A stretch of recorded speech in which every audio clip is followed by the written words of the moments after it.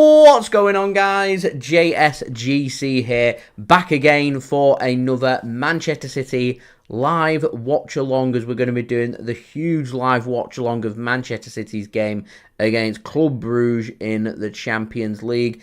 The equation is very simple for Manchester City this evening: win, or we go out of the Champions League and we go out of Europe for this season. So Manchester City got to win this game. Huge game, lots of talking points.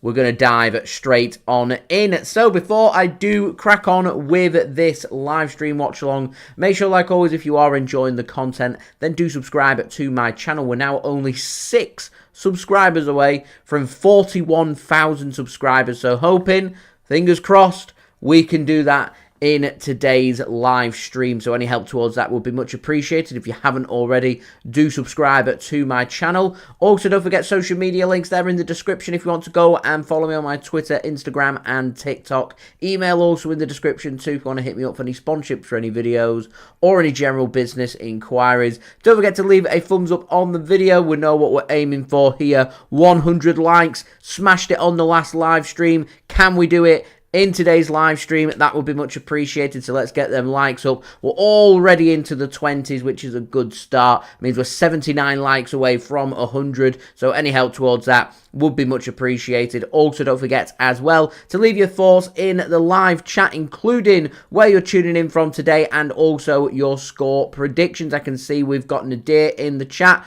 Much appreciated. Welcome, Nadir. All things football, the lineup has been revealed. We'll go through that in just one moment. Rain, thanks for tuning in once more, helping to moderate today's chat. Remember, only rules we've got: make sure you have a good time and no spoiling it for others. Dave, thanks for tuning in as well. I like that. Well done, the Fire Brigade. Come on, Manchester City. Of course, we've had a fire at Manchester City this evening. Just before Manchester City were set to welcome our new signings to the club in front of a live audience, a fire broke out at the merchandise stall right next to the West Stand reception, right near where you enter the Tunnel Club. So Manchester City's players have had to go in where the away players would normally go in, which is, there's a ramp underneath the Etihad Stadium as you enter into the campus. So City's coaches had to head down into that tunnel and down to the bottom into the car park, and Manchester City players have entered through the back rather than through Tunnel Club. There have been a lot of people that have paid a lot of big money to be in Tunnel Club today that have paid for that experience, who unfortunately haven't managed to see the players, but of course safety comes first, and the Fire Brigade done a wonderful job on that merchandise stall fire. We're still waiting for clarification on what has caused the fire, whether it was started deliberately or whether it was some kind of fault that was with the merchandise stand. We're not too sure. Details are a bit sketchy, but the fire is out, the game is running, nobody's been hurt, which is the main thing. Good job to the Fire Brigade. Dalton, huge thank you for the £4.99 donation. Much appreciated. JSGC is going to leave a nice little heart on that. It is much appreciated. It says, keep doing what you are doing. You are amazing. We love you. Big up Manchester City. 5-0 to the Sky Blues. Love that so much, Dalton. Thank you for tuning in. Thank you for leaving a donation as well. It is much appreciated. Remember, any money that is earned on the channel just gets put straight back into the channel. So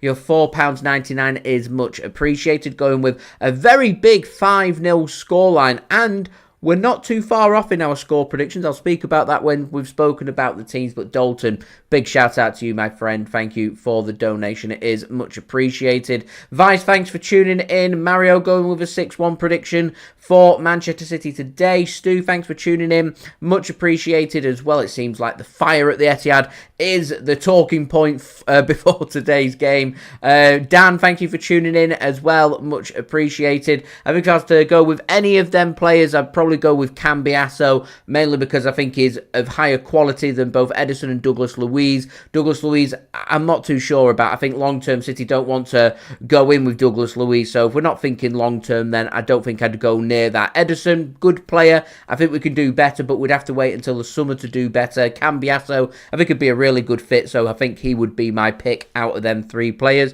City Channel, thanks for tuning in. Much appreciated. None of the new signings can feature in the Champions Champions League at this stage, as none of them have been registered by Manchester City. The registration for players are done end of August, beginning of September, so the players cannot be registered. I'm not 100% if City win today and get into the playoffs that the players can be registered for the playoffs. It used to be a case where you can't register new players until the group phase is completely done and dusted and we're through to the last 16 of the Champions League. So that might still be the case, and if that is the case, then we're not going to see any of these new signings for Manchester City in the Champions League until March, pending Manchester City actually get there. Chloe, thanks for tuning in, going with a comfortable, confident 3-0 win for Manchester City. Love that, Chloe. Thank you very much for tuning in. John, thanks for tuning in as well. Much appreciated. Julia, thank you for tuning in. Yeah, big up Dalton. Huge respect there for Dalton. Much appreciated, and welcome Queen Julia as well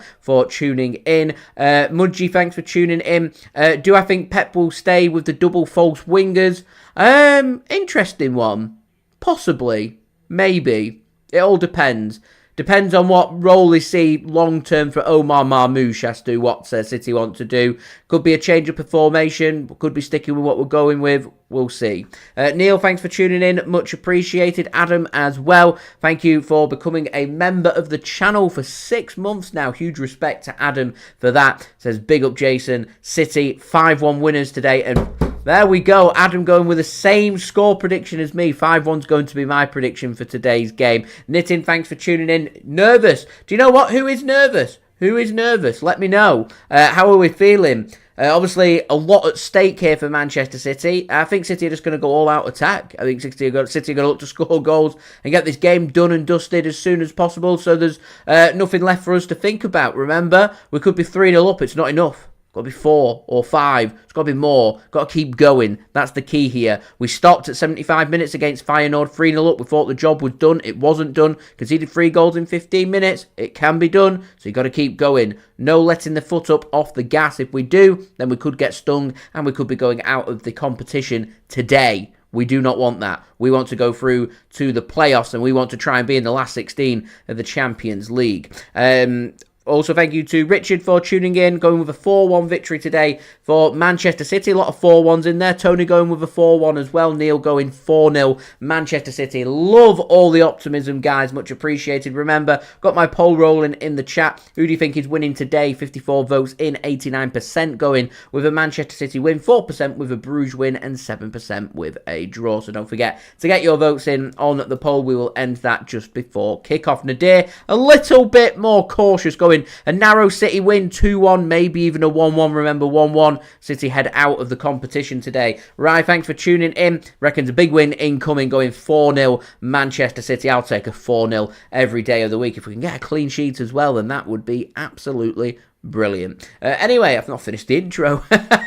Also, don't forget, guys, to leave a thumbs up. 68 likes now, away from 100 likes. And do go and check out today's video sponsor, which is brought to you by SofaScore. Remember, SofaScore are going to keep you guys up to date with all the latest football scores, along with the latest match information, match statistics, and so much more. It's not just limited to football. It's got all the sports that you guys love to follow, all in one place, all in one app, covered. You can go check out the latest scores and information for all them games in all them sports that you guys love to follow. It is a free app to download. It's very highly rated, so if you haven't already, do go and check it out. Links and details, they're in the description, in the live chat, or alternatively, you can use the QR code on screen. Speaking of SofaScore, we are going to roll the promo video, and then we're going to speak about today's teams and the lineup. So, promo video. See you in 20 seconds.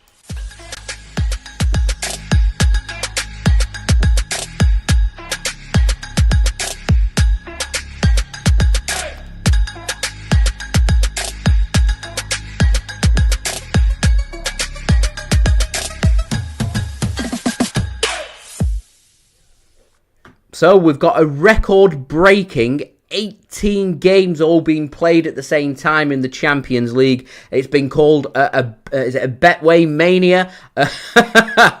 Absolutely crazy. I've taken the opportunity, having a bet, guessing the result of each of them 18 games. My bet has got 12,000 to 1 return odds. thrown a quid on it, so we'll see. JSGC could be £12,000 richer. I've got Man City to win on the bet as well, so who knows? Could be double celebrations. You never know. So let's have a look then at today's lineups on SofaScore. I'm going to go with Man City to win, which 145,000 votes are in on SofaScore. 82% going with a City win, 9% with a draw, 9% with a Bruges win. So 18% of users think Manchester City going out of the competition today. Today's game is being broadcast live on TNT Sports 2, with the game taking place at the Etihad Stadium in Manchester. Referee today is from Spain. It's Jose Maria Sanchez Martinez. Averages 0.26 red cards per game, but does average quite a lot of yellow cards, nearly 6 yellow cards per game, so maybe just something for City to keep their eyes on. So, looking at today's lineup, we're going to start off with our opponent's first Club Brugge lining up with a 4-2-3-1 formation led by head coach Nicky Hayen.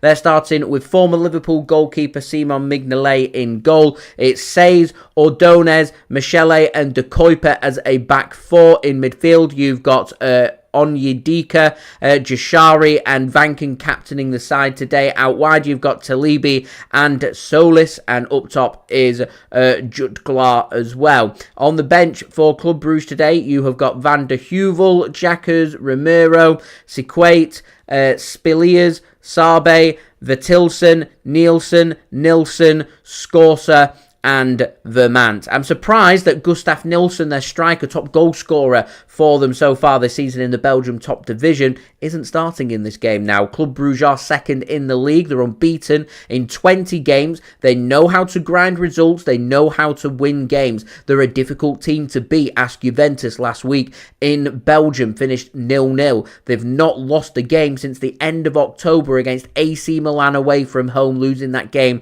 by 3-1. They've picked up a win against Aston Villa. They've, I think, picked up a point. I can't remember if they beat Celtic as well. They're a team that know how to get results, and Manchester City need to be really wary. Plenty of presence in midfield today from Club Brugge, so it's of no surprise that Pep Guardiola has decided to pack out Manchester City's midfield as well. Now, Manchester City lining up today with a 4-2-3-1 formation. Ederson once more starting in goal. It's Matheus Nunes at right back. Josko Gvardiol given the nod at left back. John Stones is fit and starts this game. Alongside him, Manuel Akanji. Into midfield, you've got the double pivot of Mateo Kovacic and Ilkay Gundogan. Further ahead of him, playing ahead of just behind the striker, is captain Kevin De Bruyne. Bernardo Silva looks like he's given the nod on the right wing. Phil Foden, given the nod on the left wing, with Erling Haaland starting up top. Manchester City very much packing out all their options in midfield. The average age of Manchester City's squad today, nearly 29 years old for that starting 11, 28.5 years,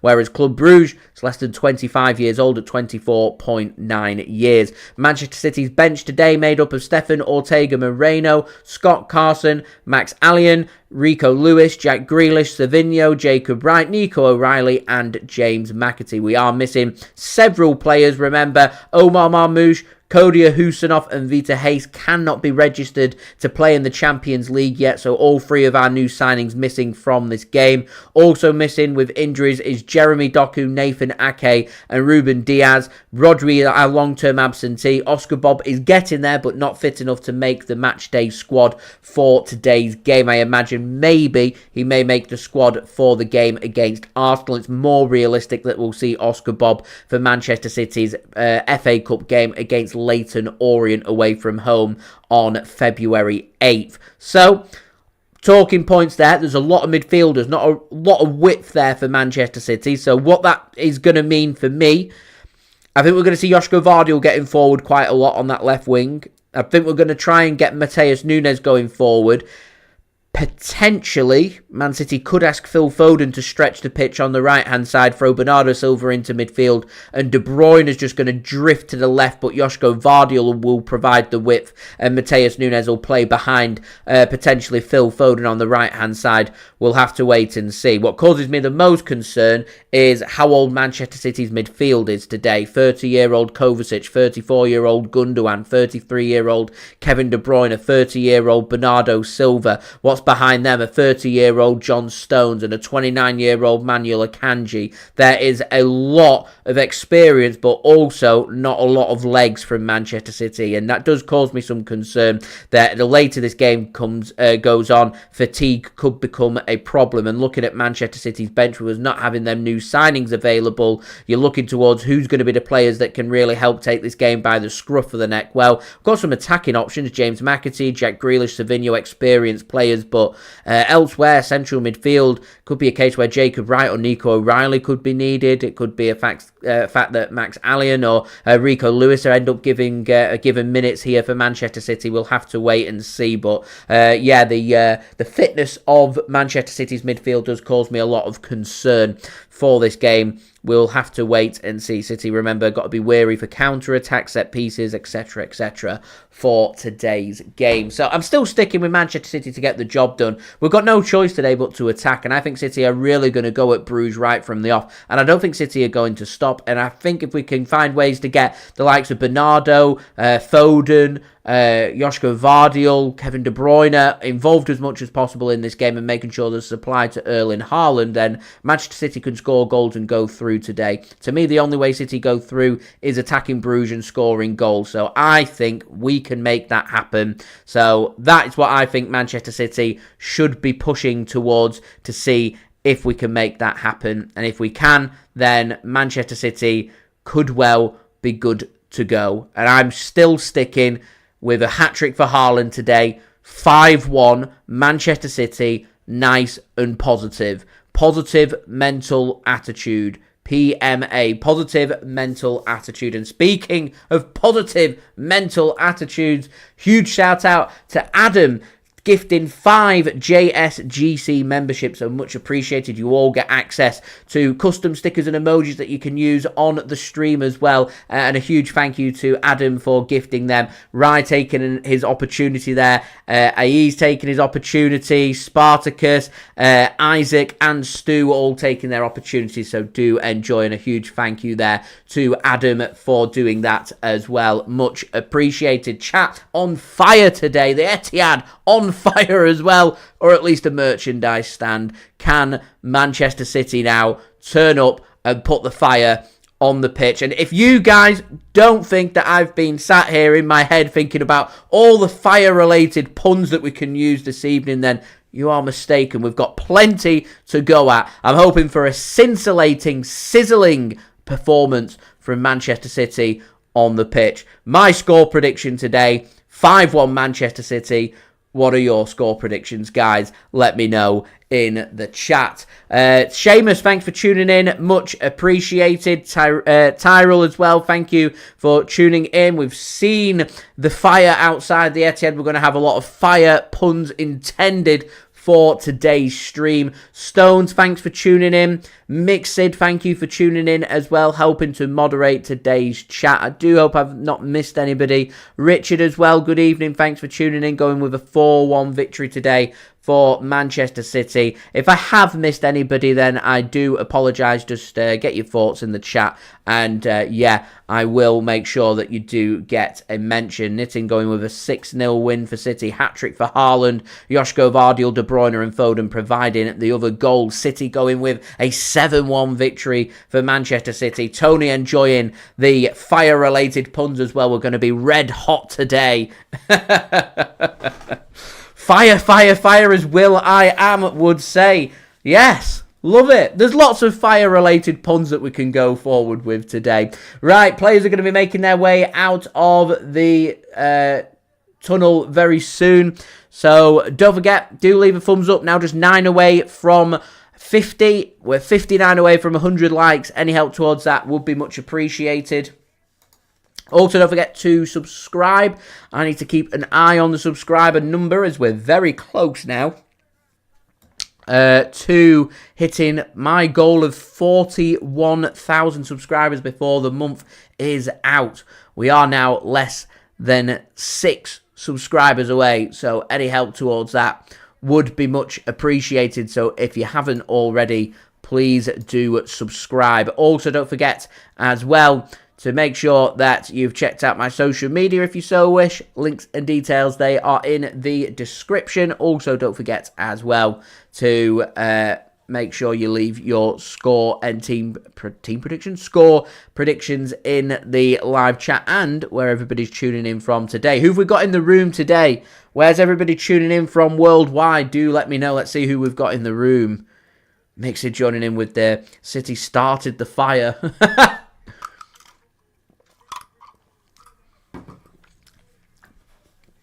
Oh.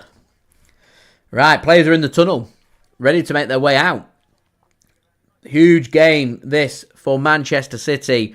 Audrey, thank you for tuning in. We've got Ayrshire in Scotland. Scotland in the room.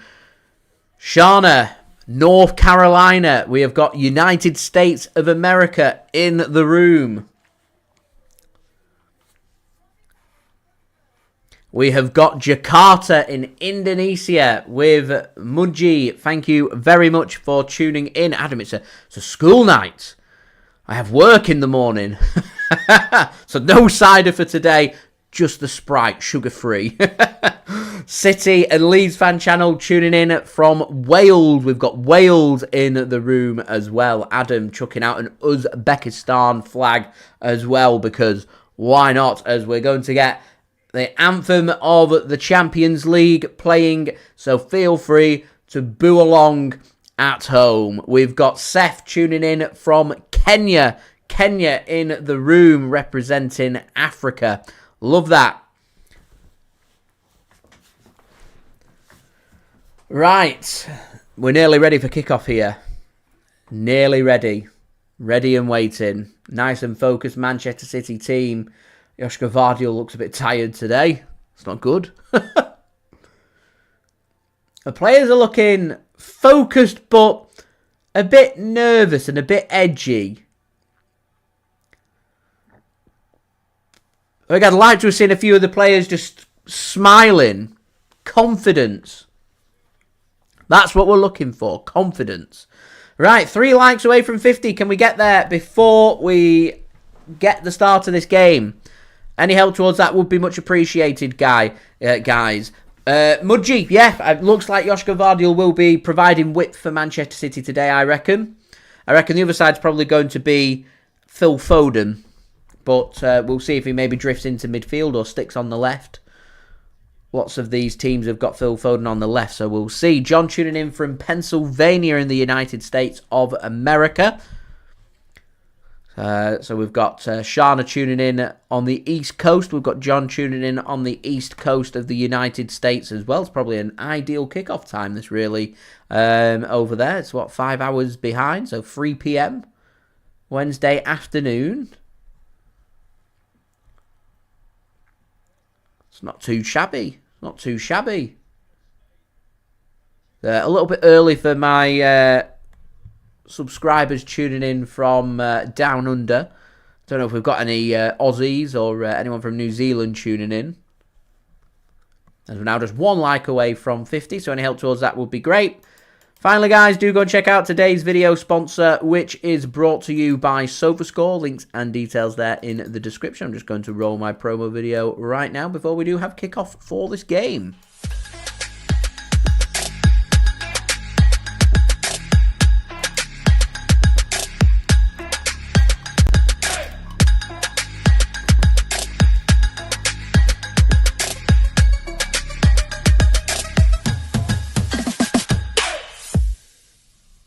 And a big thank you there to SofaScore for sponsoring today's videos. We do hit 50 likes, which is brilliant. Vice tuning in from the lovely island of St. Lucia in the Caribbean. We've got the Caribbean in the room. Danny as well, thank you for tuning in. We do have Australia in the room. Sydney, Australia. What time is it in Sydney? It's an early one there. I respect it. I really do.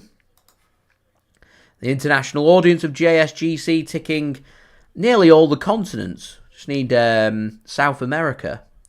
Obviously Antarctica, but I'm not sure we'll get anyone tuning in from Antarctica. That would be absolutely brilliant if we did, but I don't think I've ever had anyone tune in from Antarctica. It certainly isn't on the Google Analytics. Andy, thank you for tuning in, and to Alison as well. Much appreciated. Nice and confident from Andy today. I like it. I like it a lot. Mario, thanks for tuning in from Jamaica. We've got more Caribbean representation in the chat. The lovely island of Jamaica. Keith, thank you for tuning in as well. Much appreciated. So, Club Brugge, the team with the football at the moment, just working it out from the back. On this left-hand side, just trying to work the way around Manchester City. City just trying to press and force the mistake. Peter, thank you for tuning in. Much appreciated. Burn, baby, burn. I wonder if we can get like a mask smoking in this, for this game as well. That would be great. Would be brilliant. Tony, I'm not going to go as far to say I'm more famous than Haaland. He's got a lot of backing. A lot of people know who he is. Keith, 4-1 to City. I'm going 5-1, my prediction for today. I do hope we're in for a goal fest as well. So, Club Brugge sitting deep. They're not going to want to give City any space. City are going to have to be at their creative best to force opportunities. Got to be clinical today. Because at the moment, as it stands, in the second minute, we're going out.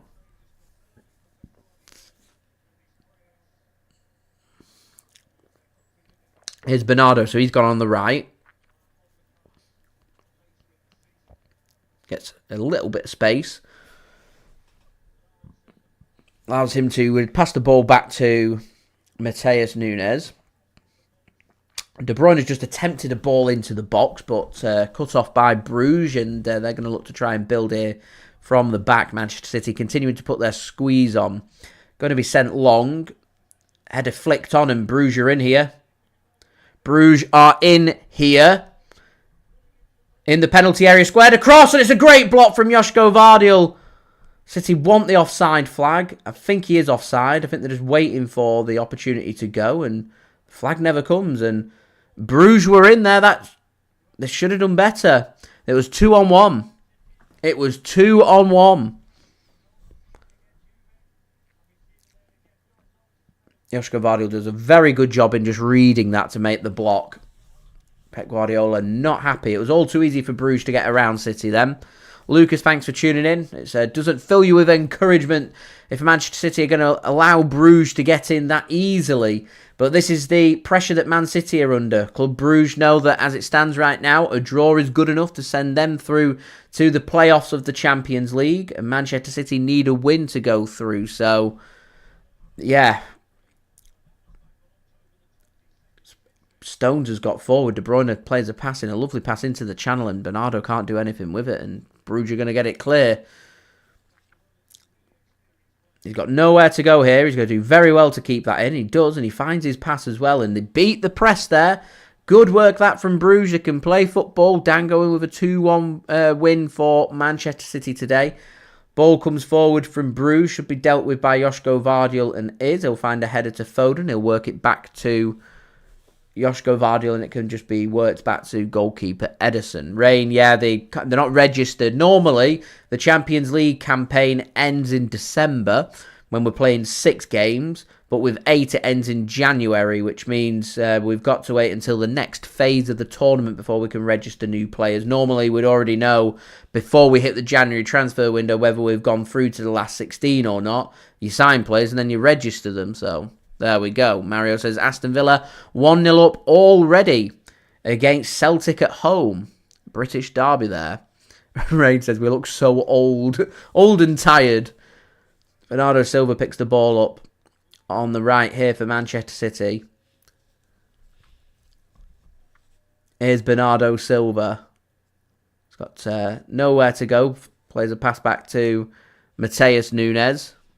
Here is Manuel Akanji, back to Matheus Nunes. Here's Bernardo, just plays the ball into the channel, looking for the run of Ilkay Gundogan. Brugge can deal with that, and that'll be a throw into Manchester City. And again, some work for Manchester City to do. Brugge are going to be stubborn today. It's up to Manchester City to try and just take the game to Brugge, see if they can grab their first goal, an early goal. At the moment, it looks more like Brugge are going to get a goal than Manchester City is. Brugge again just set forward here into the City penalty area. A ball comes across and Ederson will collect that for Manchester City. So Brugge looking bright on the counter-attack. Manchester City looking a bit lethargic in these first 6 minutes or so of the game. Don't forget, do leave a thumbs up now. 43 likes away from 100. Don't forget to subscribe as well if you are new around here. And do go and check out today's video sponsor, SofaScore. Links and details, they are in the description. John Stones is getting forward a lot. He finds a pass forward to Phil Foden, who has gone on the left wing for City today. Chloe says Atletico Madrid now 1-0 up. My bet's looking pretty good. I've got a Villa win and an Atletico Madrid win. We're looking pretty good. Is Manuel Akanji for Manchester City. Plays the pass to Matheus Nunes. Back to Bernardo Silva. It'll go to Manuel Akanji. Aston Villa now 2-0 up. See, that's what I want to see City doing. Couple of early goals. Boom. You're looking good.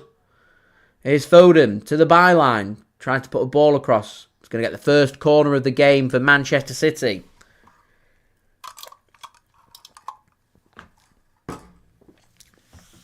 Taylor, thanks for tuning in. It's not been the brightest of 6.5 minutes from City.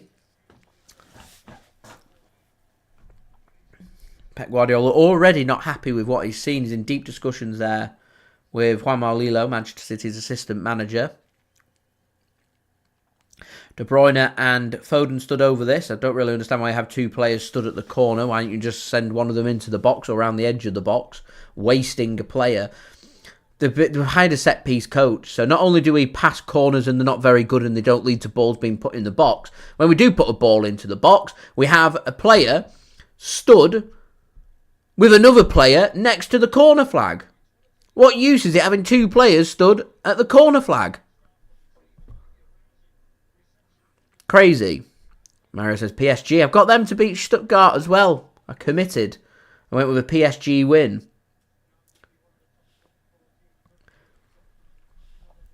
Here's Phil Foden to Kovacic. Here's Akanji.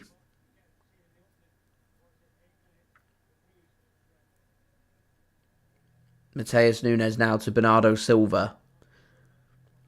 It's all been played a bit too slow, this, for my liking. Peter, don't get me started. Do not get me started on Manchester City's set pieces. Do not get me started.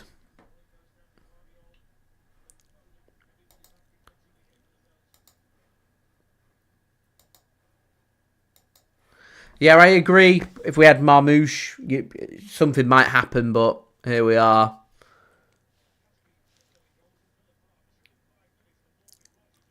Morgan Rogers with both them goals for Villa on 3 and 5 minutes. Aston Villa looking good for picking up the win there. So this is going to be worked to the left-hand side by Manchester City. Sidda, thanks for tuning in. 1:30 in the night in India. We've got India in the room as well. Welcome. Chloe says 1-0 Bayern Munich. My bet's looking pretty good at the moment, you know. Here's Bernardo Silva to Matheus Nunes. Squares one across to De Bruyne. Does well to ensure that City remain in possession of the football. City just knocking it round on the edge of the penalty area. Matheus Nunes attempts a ball into the box. Headed clear only as far as Kovacic. And the next wave is going to come at Club Brugge, who are sitting very tight, very defensive. Their approach is keep this tight, keep this close. Here is Kovacic to Matheus Nunes. Kovacic to Akanji. Kovacic. Josko Gvardiol to Foden. He's going to go to the byline. Goes with a deeper ball across. It looks like that swung out of play. Referee says no. And the linesman says no. And in the end, Brugge are going to bring the ball away. And they have decided to give a goal kick. Really don't understand why they didn't just blow the whistle in the first place. But hey, here we are. Right, first 10 minutes. It's not been a fiery start from Manchester City. It's been cautious. It's been a bit pedestrian. It's been a bit slow. It's been a bit lacklustre. Not the best of starts from Manchester City. And Brugge, when they've come forward, have looked menacing. And here they are again, coming forward. Inside the City half. It's not a good ball in, though, by Brugge. And Akanji will get his foot on that and get it cleared.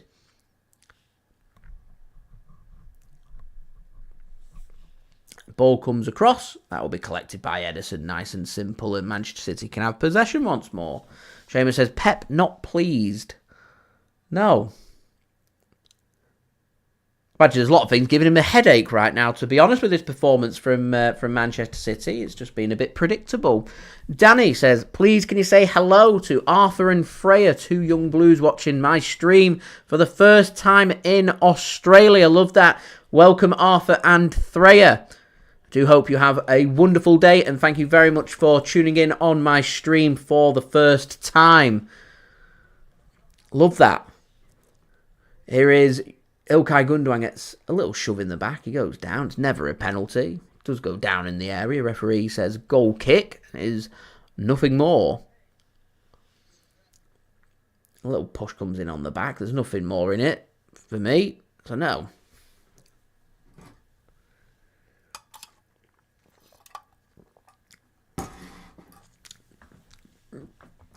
Abhishek, thanks for tuning in. Cheering on Manchester City today. That's wonderful work from Bernardo Silva to win the ball back for Manchester City. Here is John Stones, and he's getting more and more into midfield, John Stones. Here's Josko Gvardiol now to Phil Foden. He's got Kevin De Bruyne just ahead of him. He might go with an early ball across, and he does, and defender gets his foot to that, and that'll be Manchester City's second corner. Let's see if we decide to put 2 players at the corner. No, we're going to pass it this time. Here's De Bruyne. His shot's blocked. Matheus Nunes. May as well just put a ball in the box. Put a ball in the box, Matheus. He turns. And he's going to play the pass. Too many passes. Not enough trying to put balls into the box. The art of putting a good ball in the box seems to have gone. Frustrating. Here is De Bruyne to Gundogan. Kovacic. 12 minutes in at the Etihad. 0-0. Here's Josko Gvardiol. Thank you very much, Abhishek, for your kind comment there. And Jacqueline, thanks for tuning in. I do hope it will be a Manchester City win today. Nadir getting a bit frustrated. I can understand, yeah. There's certain teams that suit Manchester City when we play them. How Chelsea played with a slower midfield, wide open, allows us to create. Get Haaland playing off the shoulder of the defenders. They suit how Manchester City want to play. A team that wants to go in with a low block, apart the bus, City might struggle to break down. And what will be really interesting here is, you imagine it's going to be one-way traffic and they're just looking for the counter-attack. But if City manage to grab the opening goal in this game, Bruges' approach will have to change because they need a point today. Phil Foden decides he's going to do something about it and have the first shot of the game 13 minutes in. It is wide and into the stands, but at least he's having a pop and trying to do something. Gets half a yard of space, puts his foot through it. It's on his stronger left foot, so why not have a pop? We'll see. The Tiger Bear, thanks for tuning in. Good day, hope you are well. My day's not been too bad. Not been amazing, but not been bad. So, somewhere in between. Yeah. Taylor, yeah. Blocks, counters, Man City's weakness, legs, runners, energy in midfield, also Manchester City's weakness, I would say. Jacqueline, Marmoush cannot play along with Khusanov and Vitor Reis. They're not registered. They can't be registered till the next stage of the Champions League, so they can't feature in today's game. Unfortunately, we could do with a bit of fresh legs and fresh energy and ideas. But we're back to being lethargic Manchester City. So it might just be a game where we've just got to persevere with and see if we can get something. But at the moment, Bruges not wide open. There isn't a lot of space for City to do. They've actually got a lot of covered depth in their team. There's lots of little layers to their midfield and defence. You to get it past one defender or midfielder and you're met with the next block as they do take an opportunity to get forward there. Bruges, they look to try and play a pass into the channel, into the City penalty area. Striker's not on the same wavelength and that will go into the grateful hands of Ederson, and Manchester City will look to build their next attack. 2-0 Atletico Madrid now. It's good. My bet's looking good. Much appreciated, Chloe, keeping me in the loop. Don't forget, guys, do subscribe to the channel. Much appreciated. We are aiming for 41,000 subscribers, so any help towards that would be much appreciated. Still 6 subscribers away, so any help towards that would be great. Do also leave a thumbs up, just 38 likes away from 100. And do check out today's video sponsor, SofaScore. Links and details, they are in the description. Jean, thanks for tuning in. City may kiss goodbye to the Champions League today. If we don't win, hopefully we can. Nunes plays the ball across. Keeper gets his hands to it. Bernardo Silva manages to pick the pocket of the defender there. And De Bruyne has got an opportunity to put a ball into the box. It's not a very good ball into the box. And headed clear. And it's fallen kind of this to Gundogan! But the flag is up. We thought we had the opening goal of the game. Ilkay Gundogan with a tidy little finish into the back of the net. But the linesman's there to put his flag up and make sure that is going no further. And the offside flag is up, and the game remains 0-0. Let's just have another look at this. I think he is offside. He is offside, yeah. He's about a yard offside there, maybe just less than a yard offside. But he is offside. Right idea from Manchester City, but not quite. I think even the crowd weren't really celebrating. Everybody, as soon as they saw the ball hit the back of the net, thought, check the linesman here, because I think this might be offside. And is, and confirmed offside. Tony, it might just be a game where we have to slug it out. You may well be right, my friend. Does get a bit of atmosphere going in the Etihad Stadium, though. Chloe says, Lille 1-1. Against Feyenoord.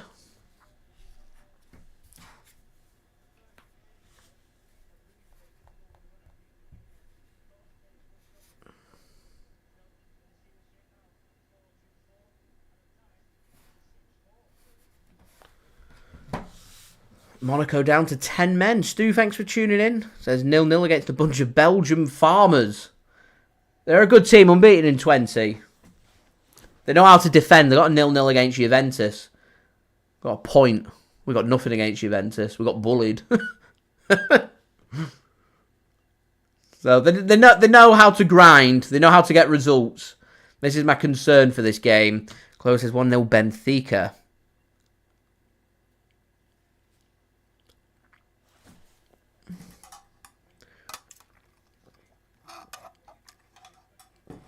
Ooh, Monaco down to 10 men.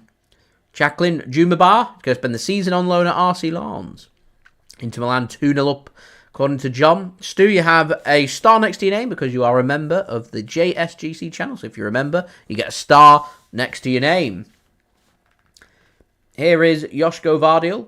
Gives the ball to Manuel Akanji. 18 minutes in at the Etihad. 0-0. Peter reckons we're going to score, hopefully soon. I think it might just take all the tension and anxiety away from the stadium in a must-win game. When it's level, everyone's always a bit cautious and anxious. One mistake, one slip, and it can all come crashing down. City go 1-0 behind. Everyone will be really nervous. Taylor not happy with the energy of the team. It's old, isn't it? All down to the age.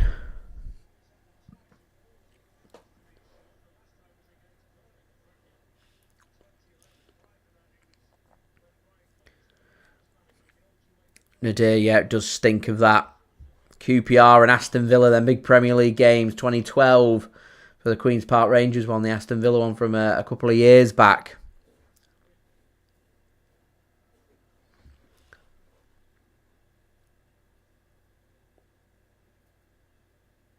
The 5 memberships were gifted by Adam MCFC Quinn. Adam, a regular on here. Decent bloke. So thank you very much to Adam for gifting the chat 5 free memberships. Here's the first mistake from Brugge, giving the ball away high up. Gundogan's got the ball, goes with an early ball in. Haaland nods it back across and nobody's there. Nobody's there. Luke, thanks for tuning in. Much appreciated. And yeah, it's fantastic to have the channel back. 8 years of hard work. I was like, I don't want to lose the 8 years of hard work. There was a nervous, 36 hours or so. But managed to get it back and all good, which is fantastic. Here is Foden, puts a deep ball across looking for Haaland. It's too deep, it's going to miss everybody. Haaland will pick that one back up again for Manchester City, and he'll play a pass to Matheus Nunes.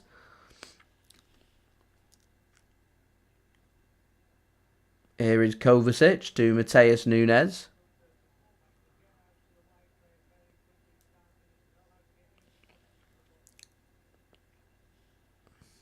Here's Matheus Nunes to John Stones. De Bruyne's going to have an effort. It's blocked, I think, from the back of one of the Bruges defenders. I don't think it came off Haaland then.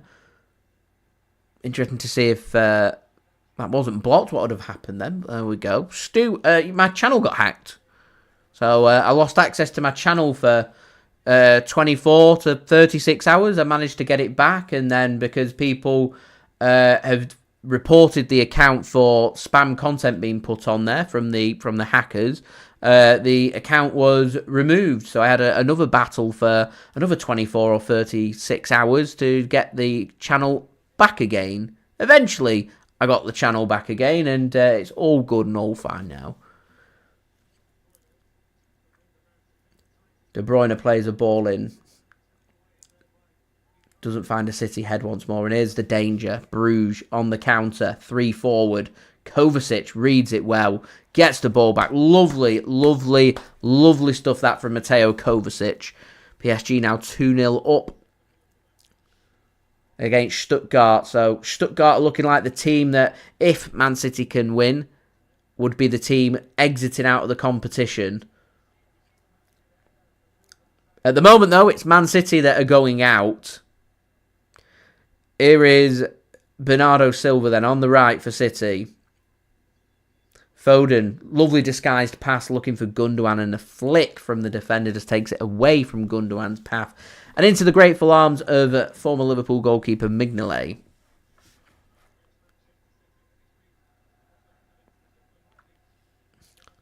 Oh, don't worry, Stu, the security on the channel now is tight, really tight.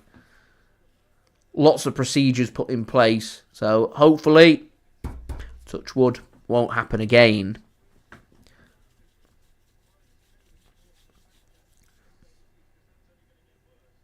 Have all the 2-factor and everything all in place. Still, the hacker managed to get around it, but here we are. So we've got extra security and protection in place now. So it's all good. It's all fine.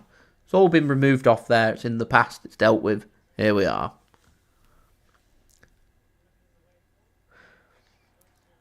Here is De Bruyne. Plays a ball across to Bernardo Silva, and his effort goes wide. I've changed it, from Pep for Life to Pep for Life, but spelled life with a Y.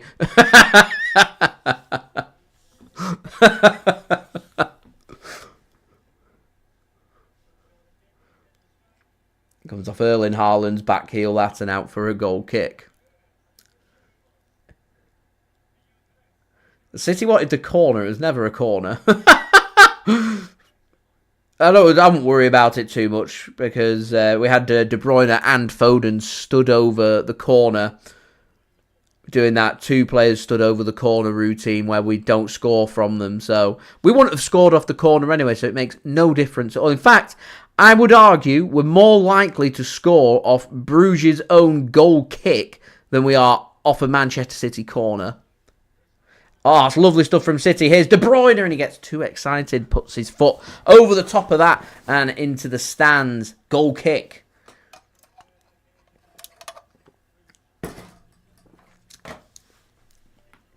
Perfectly onside. It was an opportunity. I mean, De Bruyne could have taken a touch if he wanted to.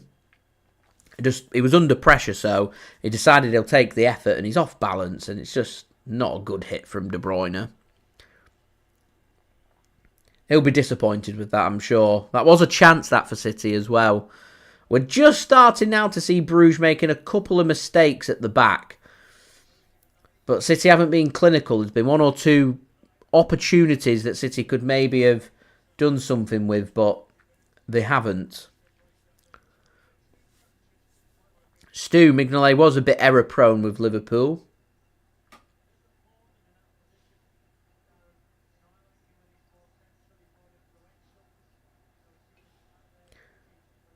Here is Kovacic to John Stones. I'm enjoying seeing John Stones moving into midfield.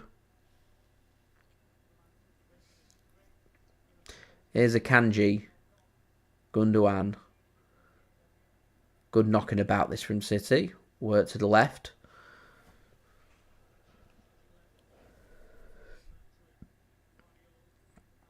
Retroholic, 60 to 80 million for Ollie Watkins. Who's bidding for Ollie Watkins? It's a crazy amount. Nadir, I do still think City will win this game. Just hoping we can get a goal. Arsenal, wow. To be fair, they need a striker now. Rather than waiting for the summer, because they were after Alexander Isak. And I think Isak's a better striker. I can't imagine they're spending 60 to 80 million on Ollie Watkins and then going to spend a similar amount to try and bring Isak in the summer. So, there we go. Stu, well, we paid massively over the odds. I've always said that Jack Grealish should be regarded as a good signing if he'd been signed for, in my opinion, what he was worth. Here's John Stones just picking the ball up on the outside of the Bruges penalty area. I said he always reminded me of a player half that value. He's a £50 million winger as far as I'm concerned. But English tax and how much Aston Villa rated him, and City doing a lack of transfer activity, having the money to spend, decided they'd shell out 100 million as Foden goes with a ball across the 6-yard box. Mignolet's there and picks the ball up. So because of that, we ended up paying way over the odds. Now, if we'd paid £50 million for him, I think everyone would say that he'd been a tremendous success just for his run in the team and what happened during the treble-winning season. But making him one of the most expensive players in football history at £100 million is all anyone's going to speak about. And signing a player for that price automatically puts them under a lot of pressure. Now, unless you are a world-renowned star, no player's really worth £100 million. It's difficult to argue that you'd get a good value for money because there's just so much pressure coming with such a signing. Imagine you're a £100 million player going to your new team. You're really expected to hit the ground running. And bar what Cristiano Ronaldo's was it £80 million move from Man United to Real Madrid. I can't really think of a player ever that's made a huge big transfer and really hit the ground running to show a tremendous value for money. So there we go. Whereas Manuel Akanji, you sign him for, what was he, £15 million. He puts in a couple of bad games and, nobody really bats an eyelid. You say, right, it's a £15 million signing, don't expect fireworks. But, he's a really good defender and a really good player that often we're speaking about how much of a bargain he was. So, yeah. Here's Josko Gvardiol.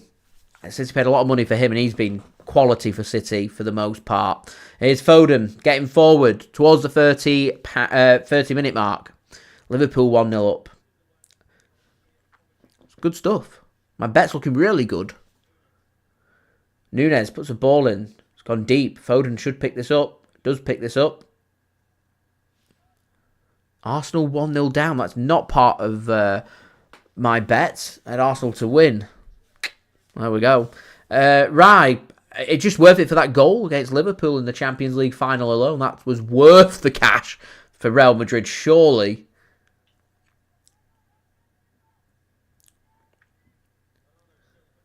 Here's Matheus Nunes. Arsenal are playing Girona away from home today. Part of the City football group. Doing the group proud.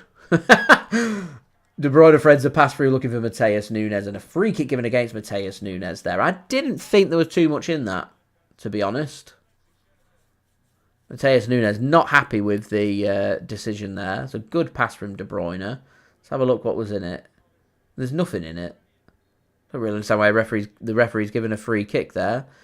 It's a sliding challenge coming in. There we go. Long ball from Mignolet, cut off by John Stones and headed out of play by Bruges for a throw into Manchester City. So, the stadium's just starting to get a bit nervous. 30 minutes in, we're drawing. We know that, Bruges will be thinking phases. Got to half an hour. get to half-time, still 0-0. City under tremendous pressure and Brugge no counter-attack. They score first. It could be curtains for City.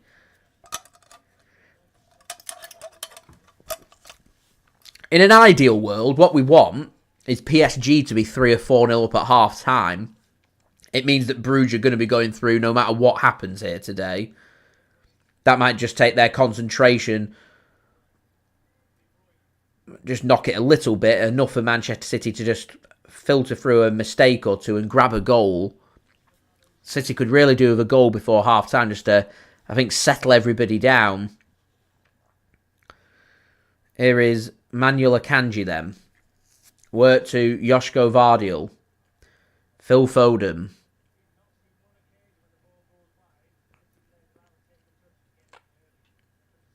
Brugge are fine with the draw. PSG are 2-0 up. That's why I'm saying PSG go 3 or 4-0 up.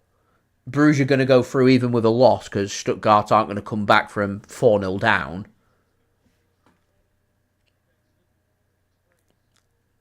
And they might just relax a little bit.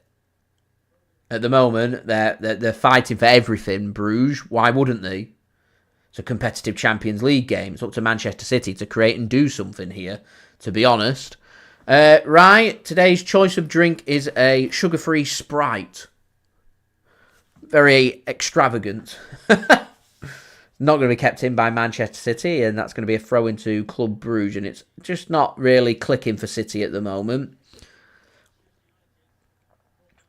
Instruction very clear there from Club Brugge's manager. Cover them gaps, get back. And this is the difficulty City have now. One pass forward from Kovacic. It's not an accurate one, but there's enough players that Brugge have got back that they can afford to make mistakes without having any danger to their goal because they've got enough players back. Now, this surprises me. Brugge have committed a lot of players forward and decided to try and put City onto the back foot. It's dangerous now that if they make a mistake in midfield, City will be off like a rocket.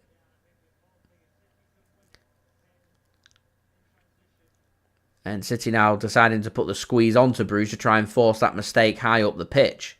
Currently got 4 players in attack, Brugge, at the moment. I respect it, I really do, but there's a lot of pressure on the players to ensure that their passing's pinpoint. Long ball gets played forward, straight to Ederson, and City will get the ball. Here's John Stones then for Manchester City. Could really do with getting a goal here before half-time. Don't forget, guys, do leave a thumbs up. 31 likes from 100. Do subscribe. And don't forget to check out today's video sponsor, SofaScore. Links and details, they are in the description. Here's Manuel Akanji then for Manchester City. Word to John Stones. He's got it to the left and Phil Foden. He's driving in towards the penalty area. He's tackled. Gundogan trying to get the ball back for City. Can't manage it, and Brugge are going to manage to play a forward pass forward. Going to be cut off by John Stones. He's been everywhere, John Stones, at the moment. Bayer Leverkusen 1-0 up. Ball gets played forward. Here is Phil Foden trying to square a ball across. He somehow managed to get it across, but Haaland had darted already, so nobody was there. Brugge get it clear in the end, and they're now going to come forward here on the left-hand side. Bernardo Silva trying to leg it back. Matheus Nunes back in position. Brugge are just going to take the opportunity to have a bit of a breather and try and push everybody forward here. City just desperately lacking some fresh legs. Already just 35 minutes in, lacking fresh legs. Could do with some energy in that midfield. I'm not a big fan of the Gundogan trying to get a little further forward. I don't think he has the chasing legs to be able to do what he wants to do and play more behind the striker. So I'd be getting Savinho on ASAP for Gundogan and moving Foden into midfield. I really would.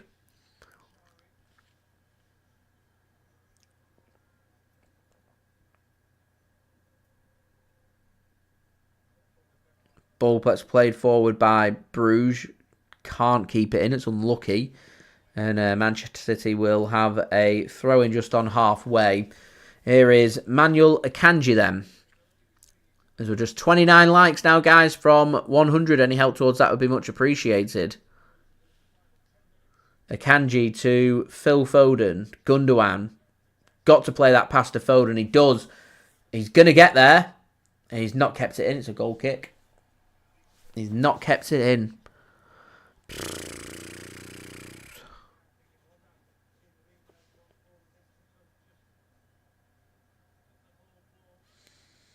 It was onside there, Phil.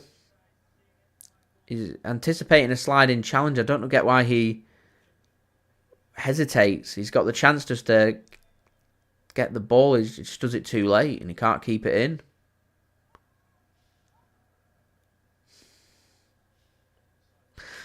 Now that's what I like to hear. 3-0 PSG. That's a brilliant tackle from Matheus Nunes, and De Bruyne can't thread his pass through.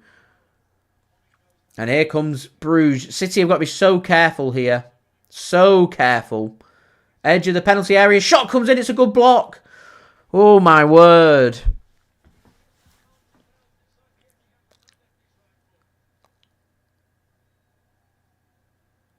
Come on, lads. We have a shot here. Bruges, and it's miles wide.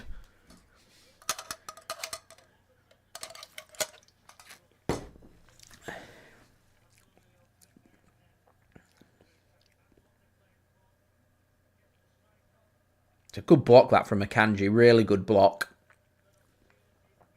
So, at the moment, not really seen City do too much, but Akanji and Josko Gvardiol have done a couple of really good blocks. Kovacic works it to Nunes on the right, and City are going to look to try and come forward now. Here's John Stones to Kovacic. He works it to the left, and Josko Gvardiol. Here is Phil Foden. Back to Josko Gvardiol. We're not seeing Josko Gvardiol get forward once. This left-hand side's not clicking for City. Matheus Nunes to Bernardo Silva. He finds a pass to De Bruyne. He's going to have to go first time. He squares it across. Is that hit an hand? City asks the question. Referee says no. And that's a long ball forward here by Brugge, and Ederson gets his head onto it. And Ederson's under pressure. Get rid of it, Eddie. Jesus. Whacked clear. And eventually, the offside flag goes up against Manchester City. We can have another look at that handball. Referee says just having a look at it. So he's onside there, De Bruyne. Let's have a look. Does it hit his arm? That angle doesn't really tell us much. There we go. Anyway, yeah, referees confirmed no handball. I couldn't really tell from that angle as to whether it was a handball or not. Atalanta 1-0 up. Celtic have got a goal back. Thank you, Richard and Chloe, keeping me up to date there. Here's Akanji. PSV have equalised. We'll go through the scores at half-time. Marathon 18 games. All at the same time. Here's Gundogan to Stones. Akanji to Matheus Nunes. Here is Bernardo Silva. This wingers for City aren't working. Bernardo goes deep, looking for Haaland. It's just beyond him and out for a goal kick. Yeah, these wingers for City aren't working. I did say in my preview I didn't think this game was right for Bernardo Silva. He had a brilliant game at the weekend where he could play in the deeper role to help the defence out against a slower Chelsea midfield. This game where a team's sitting deeper, Bernardo Silva's not going to create opportunities. So, for me, not the right game for him. I would have gone with Savinho. Aston Villa blown a 2-0 lead, doing a Man City special. We love blowing a 2-0 lead. Here's Bruges coming forward once more. Every time they come forward, it's nerve-wracking. It's a brilliant interception from Bernardo Silva and out for a throw-in to Club Bruges on the edge of the Manchester City penalty area. Right, guys, we're 28 likes from 100. Any help towards that would be much appreciated. Do subscribe, and also don't forget to check out today's video sponsor, which is brought to you by SofaScore, as Arsenal have now found an equaliser away in Spain against Girona. So we're at the 40-minute mark. Manchester City have done not much. They've not created enough. They've not done enough. Not really good enough at the moment from Manchester City. It's all a bit disappointing. Surely we've got to be making, we're allowed 5 subs, got to be making changes at half-time as Brugge could be in again. Josko Gvardiol, take him out. In the end, Brugge managed to come forward again. As a shot comes in from Club Brugge and a comfortable save for Ederson in the end. A bad feeling at the moment. You can see Brugge nicking a goal. Takes a little deflection, I think, off John Stones through to Ederson. But Ederson makes a comfortable save in the end. And City could really do with getting a goal. Settle everybody down. Get the goal. Try and get it before half-time. Has Mignolet had a save to make? Has he had anything to do?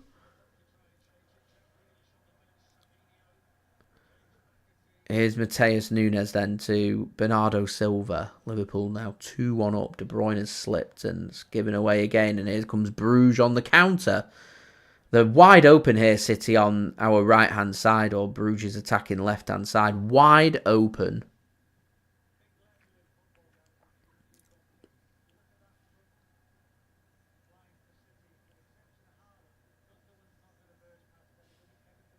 Zero shots on target, yeah.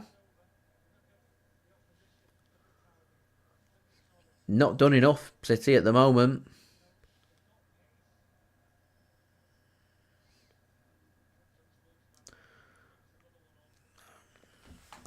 Ball given away there cheaply by Brugge, and Manchester City are just going to come forward, try and create. It's too slow from City is my problem. It's too slow.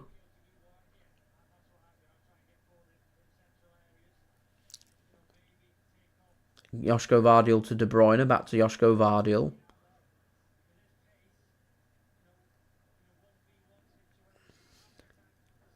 Here's Ederson now. Back to Manuel Akanji. Stones. Here's Matheus Nunes.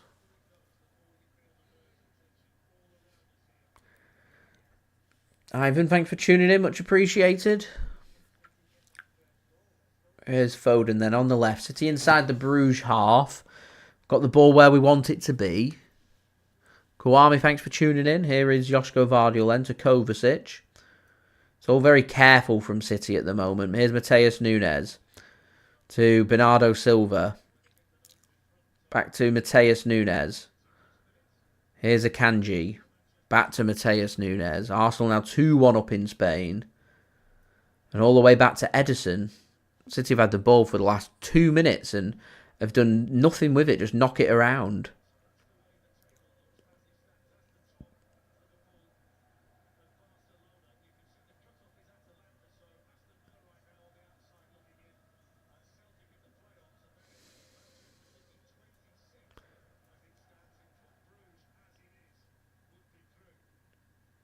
Manchester City in 26 right now and going out. They need a goal.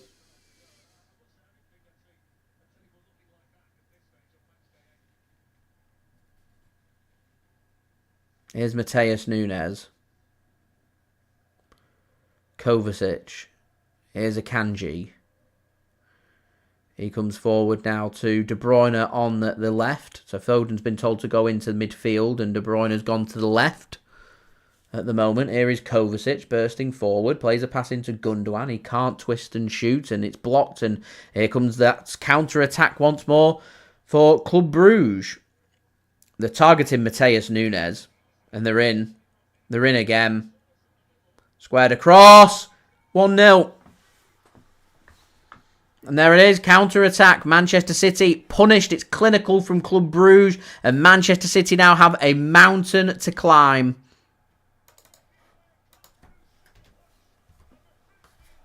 It's not been good enough for Manchester City in this first half. It's not been good enough.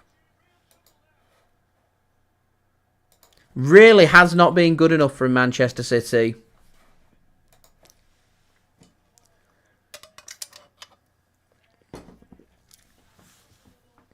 It's that right-hand side. They've been targeting Matheus Nunes all game. I'm going to go back to Matheus Nunes isn't a defender. He's not a defender. It's all too easy to be played across. First time hit, on target, boom, 1-0. I agree with Andrew. No urgency. They're just happy just to knock it round. Really hasn't been good enough, this, from Manchester City. Not been good enough.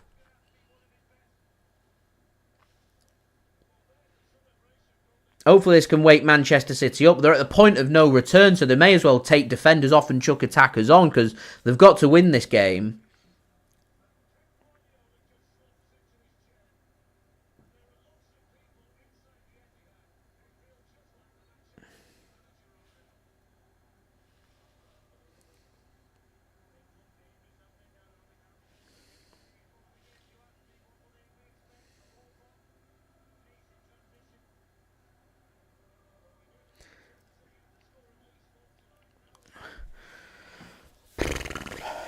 Cross comes in from City to nobody in particular. The most frustrating part is that's the 1 minute added on, and that's the half-time whistle.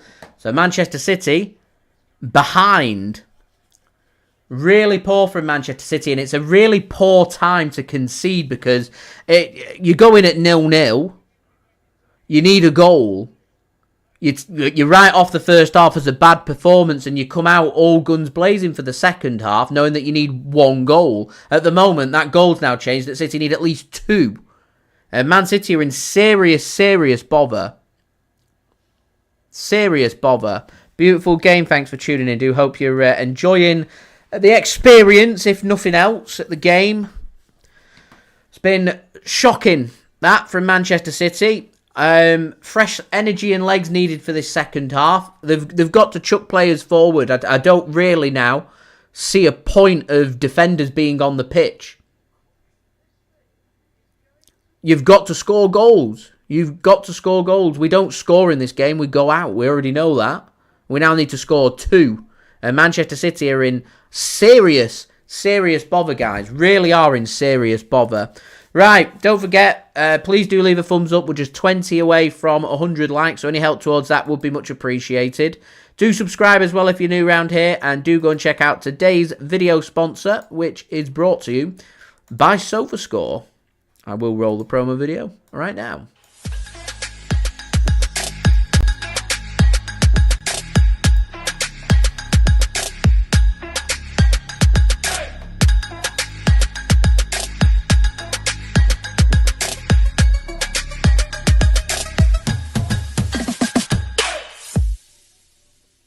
Thank you very much there to SofaScore for sponsoring this video. So let's have a look then at the statistics, because they don't make for happy reading. 70% possession for Manchester City. It's all possession with no penetration. Club Brugge have had 30% possession, but their expected goal rate's far better than City. City's at 0.24. Club Brugge is at 0.77. So they're near enough at their expected goal rate. Manchester City are just miles away. No big opportunities created. 6 shots, forcing 1 save from the goalkeeper. Club Brugge have managed to have 7 shots. They've not been really clinical themselves. Ederson's not had a save to make. First shot on target has gone into the back of the net. All because Manchester City have been wide open. City are here on the verge, if this carries on in the second half, of having over 800 passes, 70% possession, creating nothing, losing the game, and going out of the Champions League. They're the facts that we're looking at here from Manchester City. It's been all round shocking. And quite frankly, the campaign in the Champions League hasn't been good enough for Manchester City. It really has not been good enough. There's a lack of energy. There's a lack of commitment. There's a lack of creativity. There's a lack of everything. Absolutely everything. It's all over the place. Manchester City in the Champions League this season have been a bad team. The only time that we've won in this competition and looked good was playing against Sparta Prague and against Slovan Bratislava, who, let's face it, are more than likely going to, if they was to compete in England with the teams that they've got, would be Championship, League One level. Everybody else that's half decent, that knows how to defend, knows how to run, and knows how to get forward, we're going to drop points, we're going to lose, we're going to go out. Manchester City are unbeaten in, 30-odd games at the Etihad Stadium in the Champions League. It's on the verge of ending. I think it's 30 games, 25 wins, 5 draws, yet the last, I think 3 of the last 4 games that we've had at the Etihad Stadium have ended in Manchester City not winning the game. These problems were here against Inter Milan at home. We didn't really struggle for goal scoring and creativity against Feyenoord, but the defending that evening in the last 15 minutes was a joke. The defensive performances away in Lisbon, in Turin, in Paris, it's been shocking. It's been really bad for Manchester City. So it doesn't really surprise me to see how bad City are again, being fully exposed. They've got 45 minutes to give the heads a wobble and sort it out, or we're going out the competition. It is as simple as that. Take the old legs off, get the young lads on, chuck the players forward, and try and scramble something from this game. Because if we don't, we will go out. And it will happen.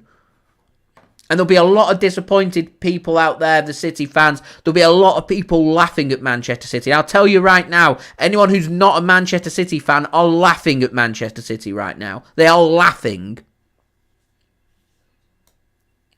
And the City players need to have a really good, hard look at themselves. They really do need to have a good, hard look at themselves because it's been inept. Absolutely inept from Manchester City.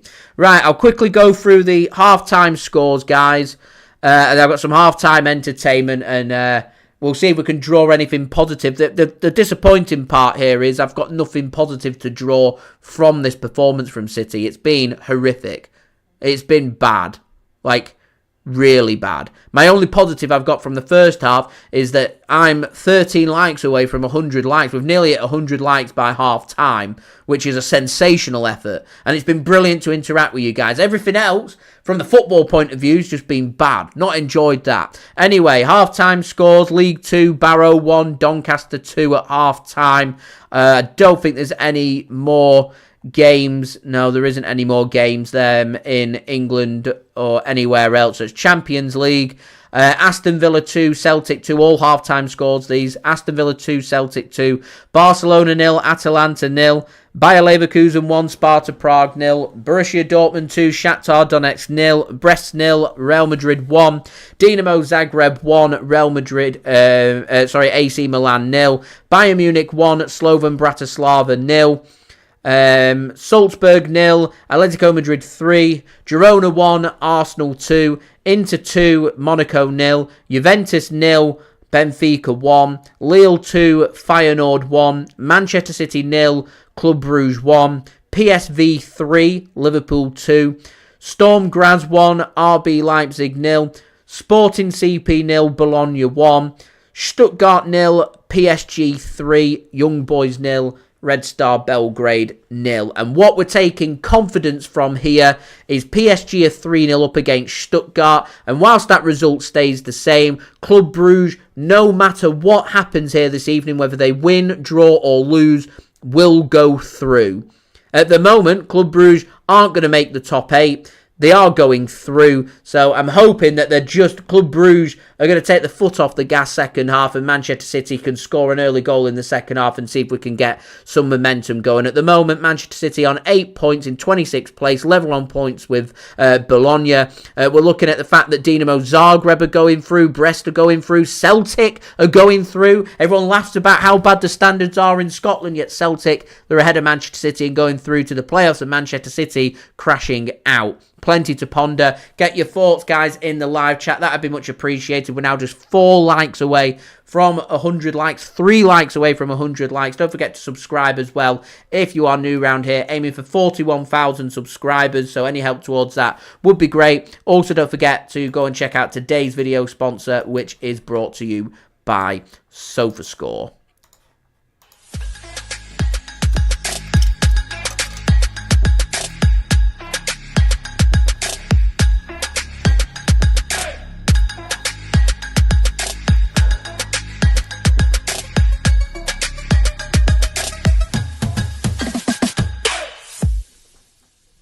And And a big thank you to SofaScore for sponsoring this video as we do smash 100 likes. So thank you so much for that. Much appreciated, guys. Let's aim for 120. 17 likes away from that. Right, we've got some halftime entertainment, so go grab yourself a snack, grab yourself a drink, strap yourselves in. We're in for a roller coaster ride of a second half, guys, a roller coaster of emotions. This is my partner channel, Mixed. Links and details there in the description. Go and check him out. Go and like and subscribe over there with the Clover Club. I will see you for the second half.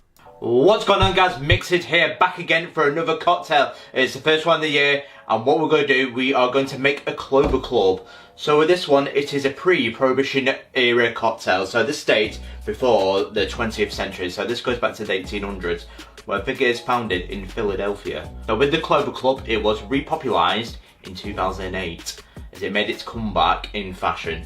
As it came back into fashion in New York, quite conveniently, actually in Brooklyn. So as you can see, we've got a Brooklyn gin. So it's only fitting that we use this gin for this particular cocktail.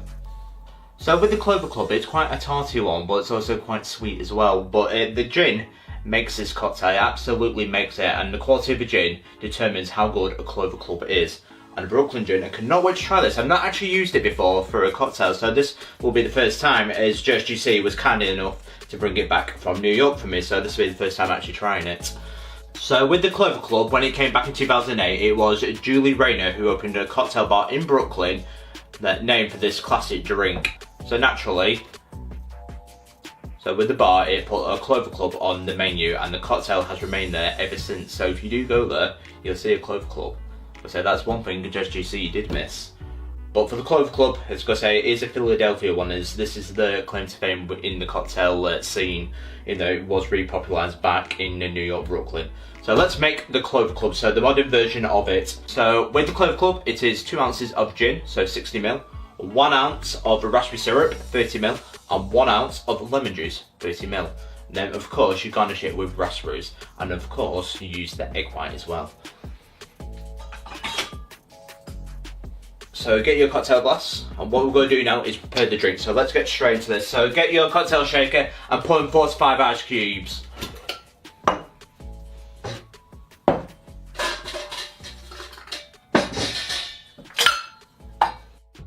First into the tin, my friends, is 60ml or 2 ounces of gin. We are using Brooklyn gin, so this is a dry gin.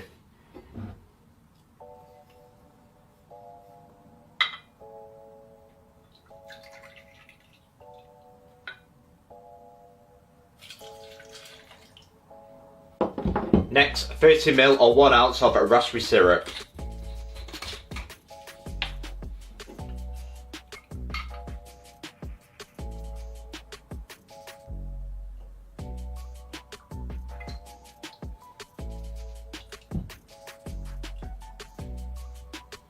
Next, 30ml or 1 ounce of fresh lemon juice.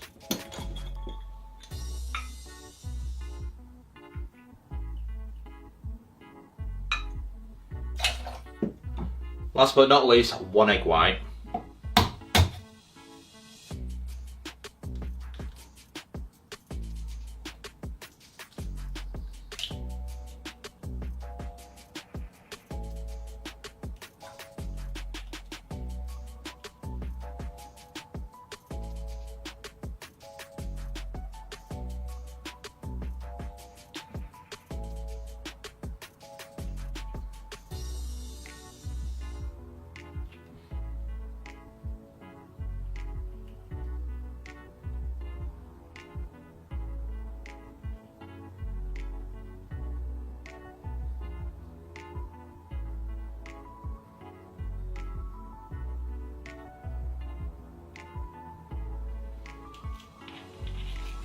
Put your lid on.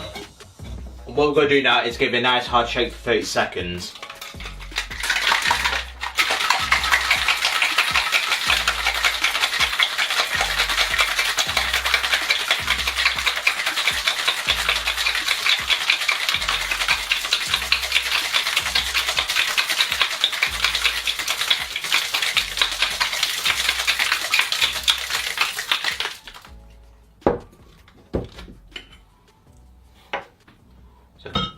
Get your cocktail glass and strain into it.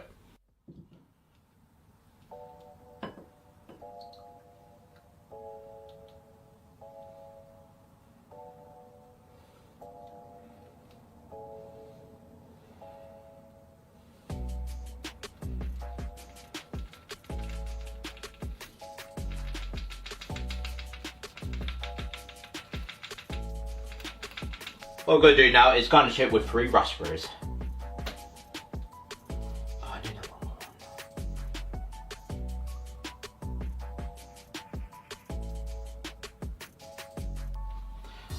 And there we go, 1 Clover Club. There we go, ladies and gentlemen. How does the Clover Club taste?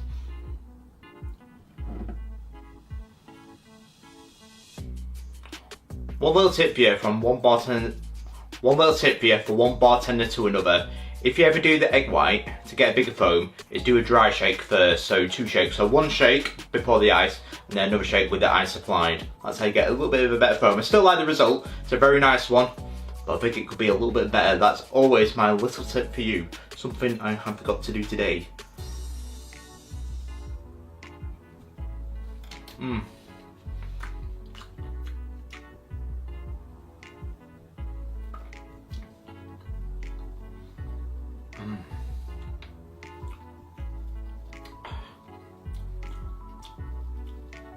Tell you what, this cocktail is absolutely banging.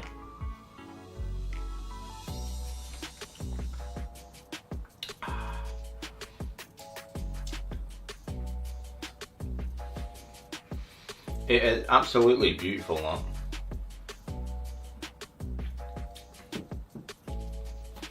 I mean, with gin, it can be a little bit sour when you have gin because it's a sour spirit, but that is a very nice combination, especially with the lemon juice. So it has a little bit of tartiness to it, but it's nicely balanced. And I think the gin, if you have a quality one like this, Brooklyn gin is very nice. This is my first time of trying it, and that is smooth. One thing I will say. Jay definitely knows his booze. One thing I will say for him, I should send him out more often to get some booze back, because that is absolutely quality. I recommend that, really. But the Clover Club, I think that's a solid 9 out of 10. It's very close to a 10 out of 10.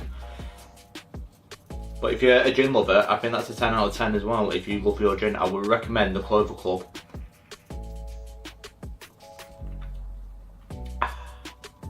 Smooth, tarty and sweet all at the same time, but not overpowering. That's the key to this cocktail. And it's nicely decorated as well. I'll only knock a mark off for my sloppiness. I'm not doing the dry shake beforehand. That's my only critique of myself. But that, my friends, is the Clover Club. If you've got any better recipes, or if you've got any American cocktails that you want me to make on this channel, do let me know in the comments below, as I'm always looking for new recipes. And this is the start of 2025. So that, my friends, is the Clover Club. So have a nice weekend, and I will see you guys for the next cocktail. But if you are new around here, guys, don't forget to like and subscribe to Mix It for more cocktails like this, and I will see you guys for the next one. Cheers.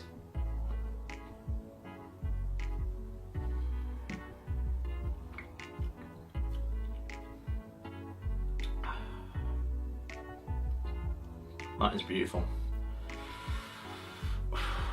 That is absolutely beautiful. I don't know what to change the score to a 10 out of 10. I don't like it that much.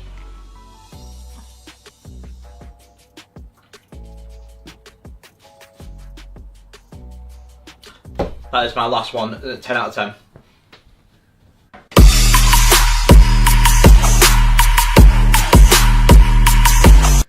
Thank you very much there to Mixid for providing today's half-time entertainment. It is much appreciated. We have got the start of the second half. We've seen Gundogan go off and Savinho come on, which is of no surprise. And John Stones has just gone close from a header, which I was set to just cut the video off there from Mixid if that did go in. I literally had the button ready and pressed and ready to go, and he's put it wide. Could not believe it. Should have been buried. Should have been 1-1. Manchester City, clock is ticking. Of course, Club Brugge will have seen the half-time scores. They'll know what the half-time scores are. So I'm hoping that they know that Stuttgart's 3-0 down and they're going to be going through more or less to the playoff for the Champions League. So I'm hoping that Brugge are just going to... They're going to have a pop at Manchester City, but I'm just hoping they're just going to relax a little bit, and that might just help Manchester City pushing forward, I hope. But we could do with a goal sooner rather than later just half the deficit and half what we need to do as Phil Foden dinks a ball into the left-hand side. Josko Gvardiol heads it down looking for Savinho. Savinho's been a right nuisance at the moment as Manchester City get themselves a throw-in. Just next to the corner flag, Josko Gvardiol takes it. Here is Savinho. We're seeing Josko Gvardiol now getting forward. There's more urgency. For some reason, the ball's been put onto the pitch over there. I'm not too sure how that ball's ended up being chucked onto the pitch, but it has. Anyway, ball gets played back to the keeper. And now they're going to stop the play. Why is there a second ball on the pitch? How's a second ball ended up on the pitch?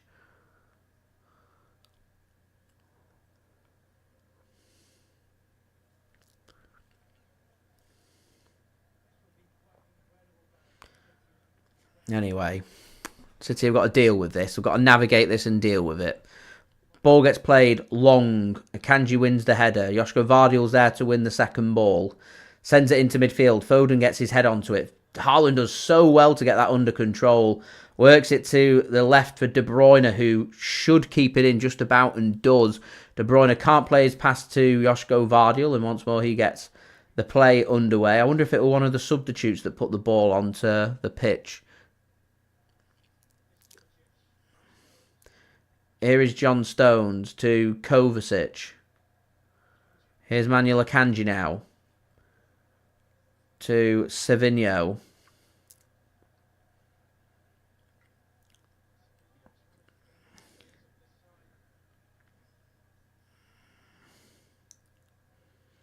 Plays a pass into Josko Gvardiol. Works it to John Stones. Stones to Foden. He's got the runner Nunes. Nunes goes across. Can't beat the first man. It's not a good ball from Nunes, that.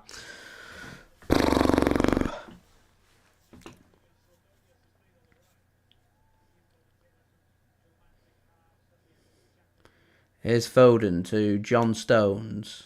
Back to Foden.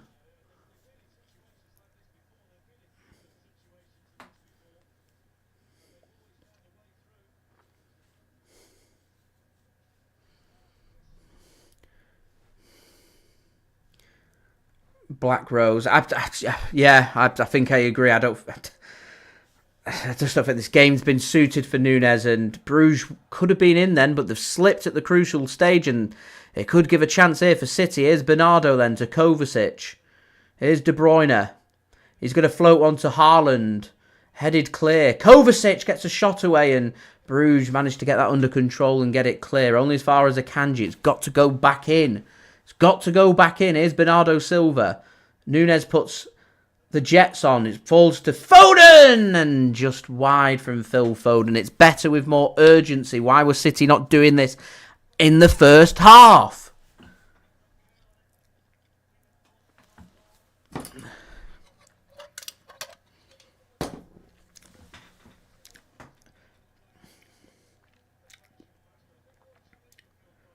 City's still not had an attempt on target yet. It's not good, is it? Here's John Stones then to Akanji, back to Stones. Good stuff that from John Stones. Nadir, I don't know. Kovacic into loads of space, has a shot, and it's a lovely goal from Kovacic. Just what the doctor ordered, and Manchester City are level. Still need another goal, so get back. Just what was needed though. Mateo Kovacic with the equaliser. It was like he didn't want to shoot. He's like, I don't normally have shots and score goals. So good finish that. Tidy finish from Mateo Kovacic, and Manchester City are level.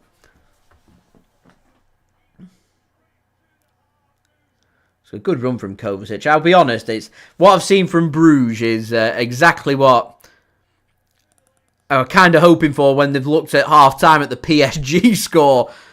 Not many of them are like heads down or, you know, motivated. They're just all like, It's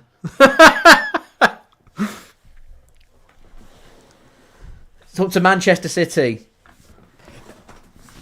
We're level. We need another. If only John Stones had put that header in. Could have been ahead. Guardiola says it's better. Got to keep going. They've got to keep going. As we're now on around 115 likes. Aaron, we did need that. Anne's happy. Bukar's happy. We're all happy. We need another goal, though. Got to keep going. Here's Brugge looking to come forward. City have got to be really wary for the counter-attack. But the City have got to keep going. They've got to keep going. And Brugge are in here. Brugge are in here. Chance. Save from Ederson. And City should get it clear.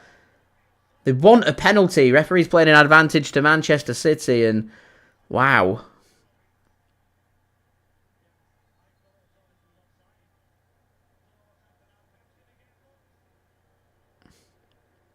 Pep Guardiola's been booked for complaining to the fourth official. I'm not too sure what Pep's moaning about, to be honest. I think he's unhappy about that he was offside, but he wasn't.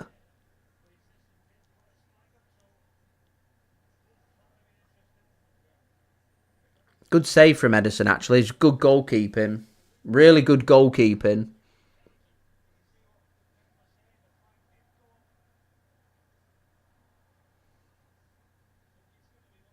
I think Pep was unhappy that the offside flag went up and referee played on because he wants VAR to make the decision, and I think he was onside then, so referee did right. Pep complains, Pep gets a yellow card. Here's Brugge now, creating opportunities. Shot! Save from Ederson.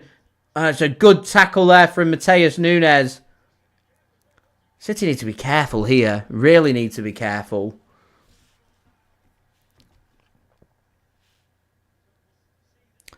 Brugge do want the win. Why wouldn't Brugge want the win? A big win away at Man City. They do. They do want it.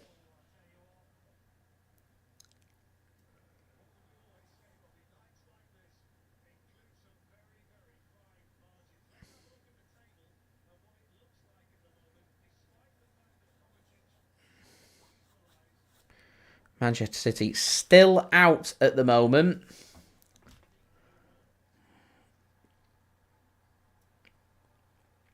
Here's Josko Gvardiol, does well to find De Bruyne. Here's Savinho. Eventually gets it back to De Bruyne.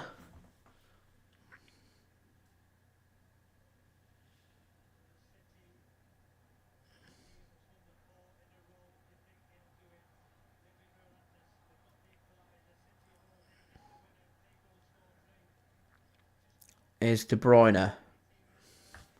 To Kovacic now. Here's Akanji.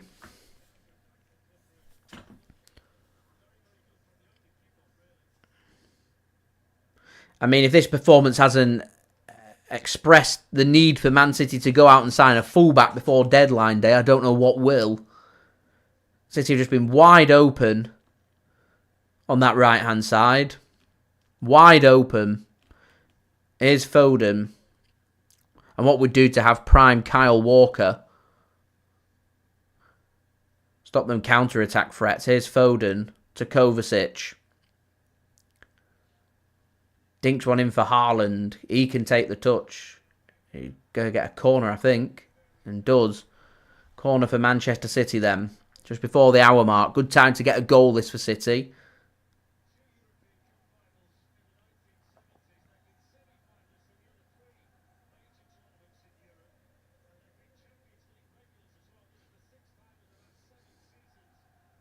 Again, two players stood at the corner flag to take a corner.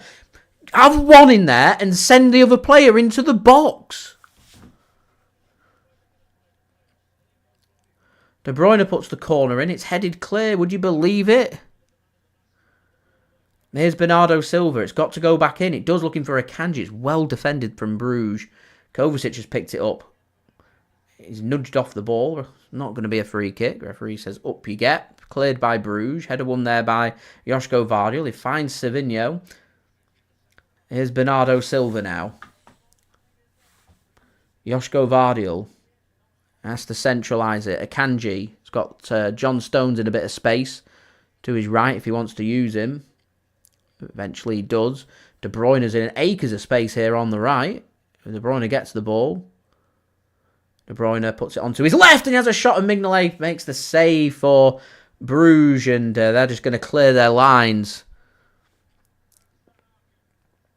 Oh, Kovacic has slipped, and Brugge are in again.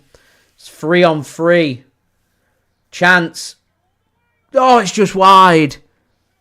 That Zolis has really caused Manchester City some problems today. How does he not find the back of the net? This defending in midfield from City is just weak. And all City can do is just watch and hope that that ball goes not in the back of the net and thankfully goes wide. I think the problem is Brugge are just creating opportunities because they're keeping players forward to create opportunities. There should be acres of space for Man City's midfield. For me, Man City's midfield's pushed a little too far forward. We also don't have enough legs to cope to get back. So if City can get the next goal, De Bruyne! Oh, it's just wide. If Man City can get the next goal, I think it's really important that we tighten up at the back and in midfield, and I'd be tempted to make a couple of changes just to try and tighten that gap up. Even if it's just, make one change and, drop Bernardo in a deeper position or something. He looked very good against Chelsea in that deeper position. Look, Bruges are always getting 4 players forward, and then they get 2 midfielders bombing forward. So they've always got 5 or 6 players forward when they want to attack, and it's causing City problems because there's a huge gap between midfield and defence. And so unlucky from Bruges. They look to try and thread a ball forward there. Ederson's not happy. Felt like he'd been just disrupted there. In the end, Ederson shoves him off, and Manchester City are going to come forward again. It's getting very end-to-end, this. I don't know who's going to score next. I do think there's going to be another goal in this game, though. Here is Bernardo Silva to Matheus Nunes. Bernardo back to Matheus Nunes. Here's Bernardo Silva to Phil Foden. Kovacic, goal scorer for Manchester City. Don't forget, guys, just 2 likes away from 120. Any help towards that would be great. Do subscribe and do check out today's video sponsor, SofaScore. Oh, it's in! It's in! It's an own goal! Josko Gvardiol just squares it across, the sliding defender's in, and he just puts it in the back of his own net. And Manchester City, 1-0 behind to 2-1 ahead. Come on! Got to keep going. Got to keep going.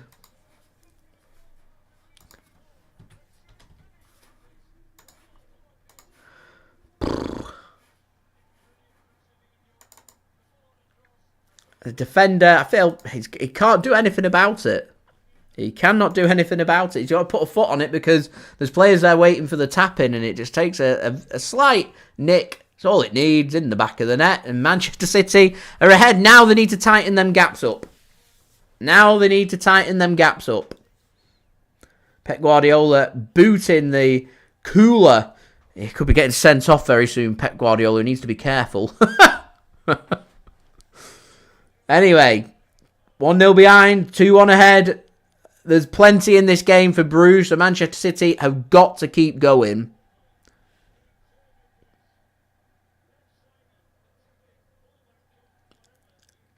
Here go Bruges again, and Nunes goes down. It's got to be a free kick for City. And it is. Esso, thanks for tuning in.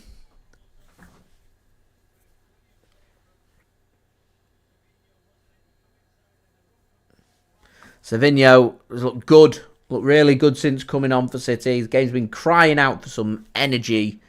All too pedestrian in that first half. And much better from City in the second. Much better.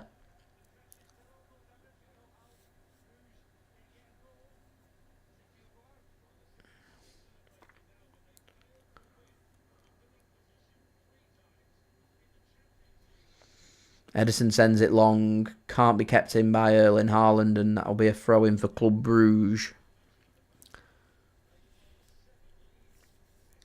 It just takes some of the pressure off Manchester City now. I don't think Club Brugge are going to tire. I think they're just going to continue to try and chuck caution to the wind. Again, Brugge are just going to keep an eye on what's happening in Stuttgart's game against PSG. That's the game that matters for them. That's given away. It's got to be punished. That's going to be a free kick. Got to be a yellow card, referee. Got to be a yellow card. No. Onyedika brings De Bruyne down. It's a cynical foul, and the referee says no free kick. Manchester City just happy to try and take the time here.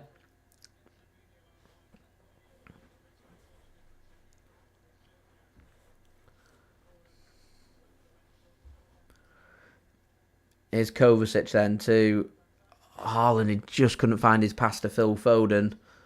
Could have been in then. And that'll be a goal kick to Club Brugge. Aram, I presume you mean Marmoush. Marmoush cannot play. Ineligible. He's not being registered. Can't be registered till the next stage of the Champions League. The Bill, thanks for tuning in. John says 4-0 PSG. It's done and dusted. Brugge are going through. It's good from De Bruyne. Foden goes down in the penalty area. Referee says no penalty. He gets clattered into. I mean, the defender just holds his ground. And this is where City need to be careful. Here we go again. 3 on what? 3 on 4. Brugge just slow it down, thankfully, on this right-hand side. It's a narrow margin for City. City could do now. They do. Bernardo Silva and Josko Gvardiol get the ball back. They could do with just getting a bit of comfort. De Bruyne just can't thread his pass through. Nunes, going to be a free kick for Brugge. Referee says no, play on.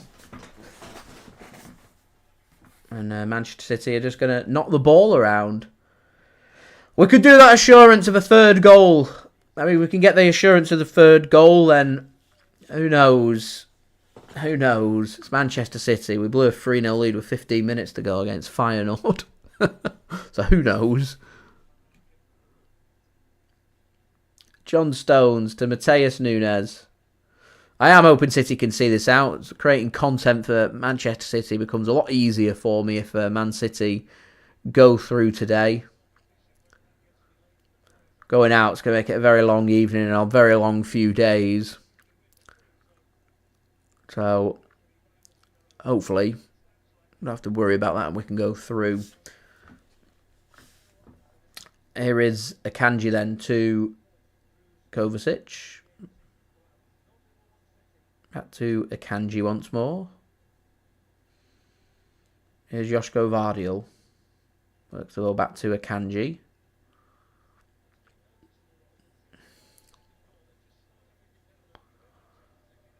The Bill, I agree. I'm not a big fan of the Champions League format. It might just be because it's new, so I'm not really sure on what to expect. I'm not 100% on how the draw works. I've read about it 3 times and still I'm unsure. Savinho just clips one into the 6-yard box. Mignolet is going to collect that, and he's going to rush and try and get Brugge forward, sent long. And Akanji lets it bounce, but John Stones will pick that one off. He'll play a pass back to Ederson, and he'll go back to Akanji, and City will just deal with that nice and comfortably at the back, and Kovacic will look to push City forward once more. Aston Villa, through Ollie Watkins, are now 3-2 up against Celtic.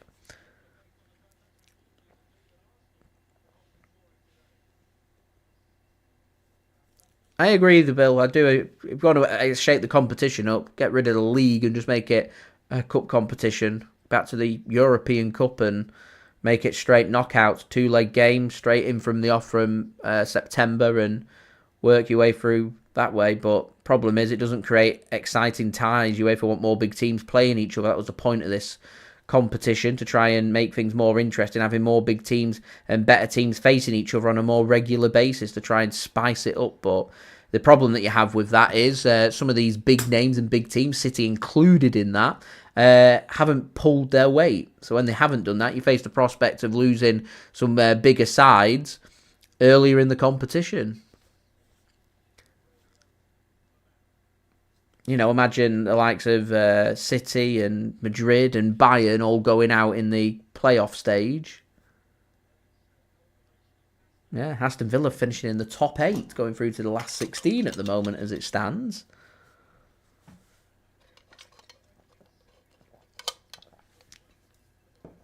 Ball gets played across here for Brugge. We've got work to do, because the ball's coming across and Ederson makes a save and out for a corner to Brugge. They're making 3 changes. Caution to the wind from Brugge. They're going for this. Why would they not be going for this? Easy enough save for Ederson to make. Pushes it away from goal and out for a corner. Some defending for Man City to do. Keith, thanks very much for your kind comment. It is like a Super League, Peter. You're right. It's just teams still aren't getting enough money that the big teams in part of UEFA aren't happy with it. Corner comes in from Brugge. It's very deep. Finds the man, though, because it's hooked back across. Should be cleared by City and is by Kevin De Bruyne. And out for a throw into Brugge. And I imagine that they're going to take this chance now to make these substitutions. And are. Right, 3 subs then coming in from Bruges.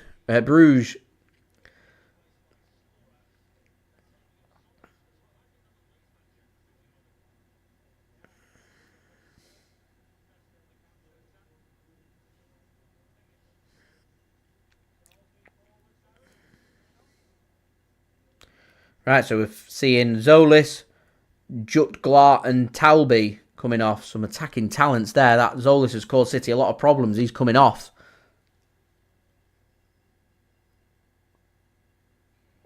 And the 3 subs being brought on are Vetlesen, Vermant and Skoras.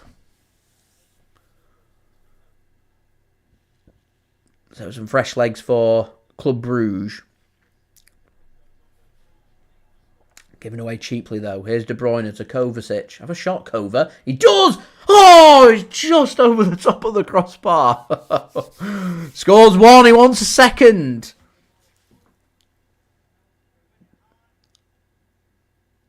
It's unlucky for him. Kovacic. It opens up really nicely. Looks like it takes a deflection. I think he wanted a corner. It should have been. It isn't. Anyway, here's Bruges then coming forward into the... nearly got into the Manchester City half. They worked it backwards. Pass comes in. That's a good pass. And now they've got players forward into the City half. More defending for City to do. City are wide open in midfield. Wide open. We have seen Bernardo dropping deeper. As a cross comes in and dealt with really well in the end there. I think it was John Stones winning the header for Manchester City. He's been decent at dealing with them balls into the box today, John Stones. Really decent. Here once more is an opportunity for Bruges then. Manchester City just choosing to sit players a bit tighter and a bit deeper because they know they've got 19 minutes to try and see this out. Ball comes into the box and should be mopped up by Matheus Nunes and is. Now, why that's not a free kick for Man City, I don't know. But Kevin De Bruyne has managed to get the ball back for City anyway. And City's chance just to get forward. Pass comes in from De Bruyne to Haaland. Here is Foden. Can't find his pass through to Kevin De Bruyne. And, wow, it's good work from Erling Haaland. Finds Foden with his interception to De Bruyne. And City are just going to take their opportunity to get everybody forward. And try and pin Bruges back in. And then 19 minutes become 18 minutes. Not that we're clock watching, as Dave tells me. Aston Villa missed a penalty to have gone 4-2 up and near enough cement their place in the top 8 of the Champions League. Here is John Stones. Gives the ball to Phil Foden. That's not a good pass from Phil. Out of play for a throw into Club Brugge.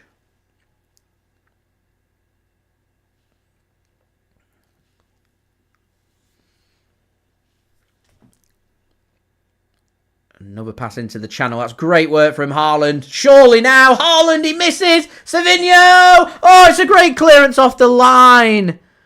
Oh, the 2-goal cushion was right there for Manchester City. It was right there. Mignolet with the clearance off the line. It's great work from Erling Haaland. It's a great save from Mignolet off Erling Haaland. Savinho beats the keeper but doesn't beat Mignolet, and he gets his foot on that and gets it clear. That was the opportunity for Manchester City. We could have had a bit of breathing room there. Not to be. Got to keep going. Here's Josko Gvardiol then to Kovacic. Here's Akanji.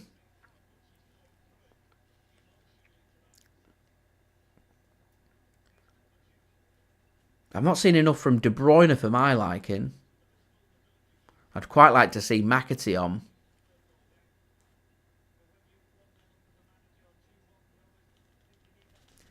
Here's Akanji. Josko Gvardiol finds Kovacic. In more space for Kovacic. Plays his pass forward. He can't find De Bruyne. Keeper's just going to whack this one. And does. Going to be mopped up by John Stones. And City doing a good job at just keeping Club Brugge pinned. And we're into the final 16 minutes to play. Don't forget, leave a thumbs up. We're aiming for 130 likes now. Any help towards that would be great. We've smashed 120. Also, don't forget to subscribe if you're new around here. And do check out today's video sponsor, which is brought to you by SofaScore. As we're just 2 subscribers away, guys, from 41,000 subscribers. 2 away. Can we get there during this stream? That would be absolutely brilliant.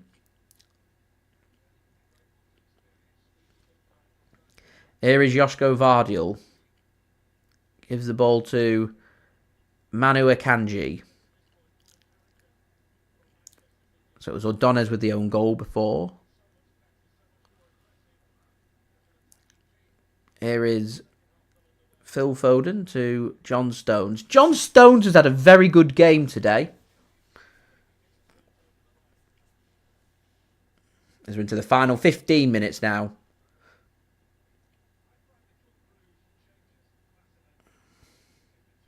Ederson plays it to Nunes. Here's John Stones. Works it across to Akanji. And here come Manchester City. Could need that third. Need that third.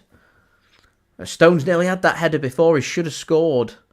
He probably got my JSGC man of the match if he'd bagged that goal. For the moment, just a contender, not a certain. Here's Bernardo to De Bruyne. I mean, Savinho's looked very good since coming on. He could have done with a goal before as well.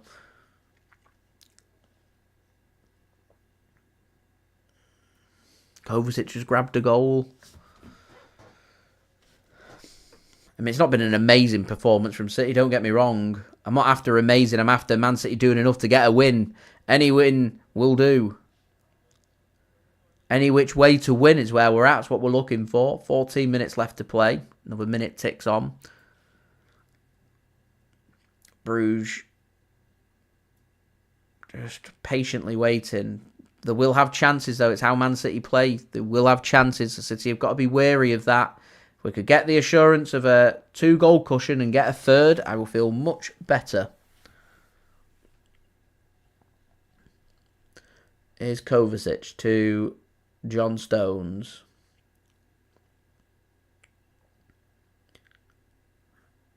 Stones works his ball to Savinho in the penalty area. And there is that 2-goal cushion. The third for Manchester City.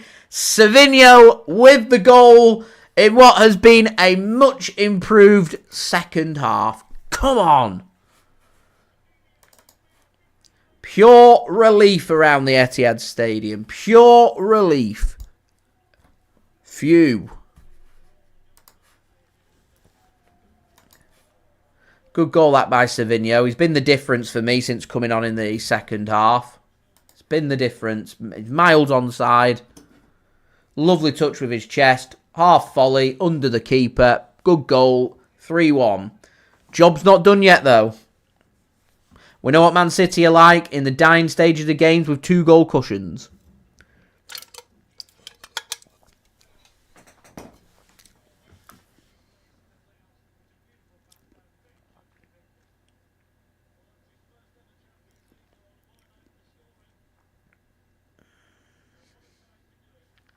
Good stuff.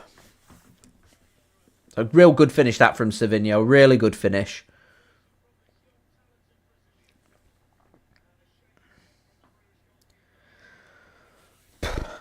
Keep going. Keep going. Here's Brugge coming forward.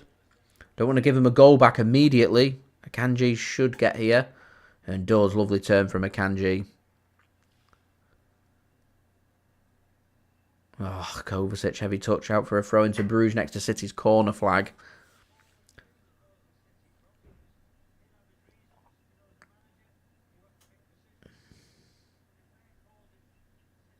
There's still plenty for City to think about. We can't rest, and this effort comes in from Brugge, and it's over the top of the crossbar. City survive another scare. Rico Lewis is going to be chucked on now for City.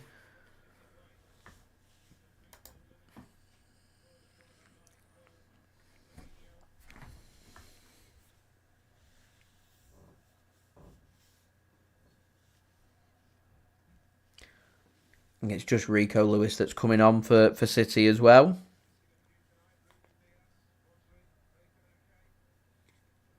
Just reading that Aston Villa's John Duran closing on a move to Saudi Arabia. There we go. As we're now 1 subscriber away from 41,000 subscribers. So, if you're watching and you haven't subscribed, who wants to be JSGC's 41,000th subscriber? All you need to do is press the subscribe button, and that will make you my 41,000th subscriber.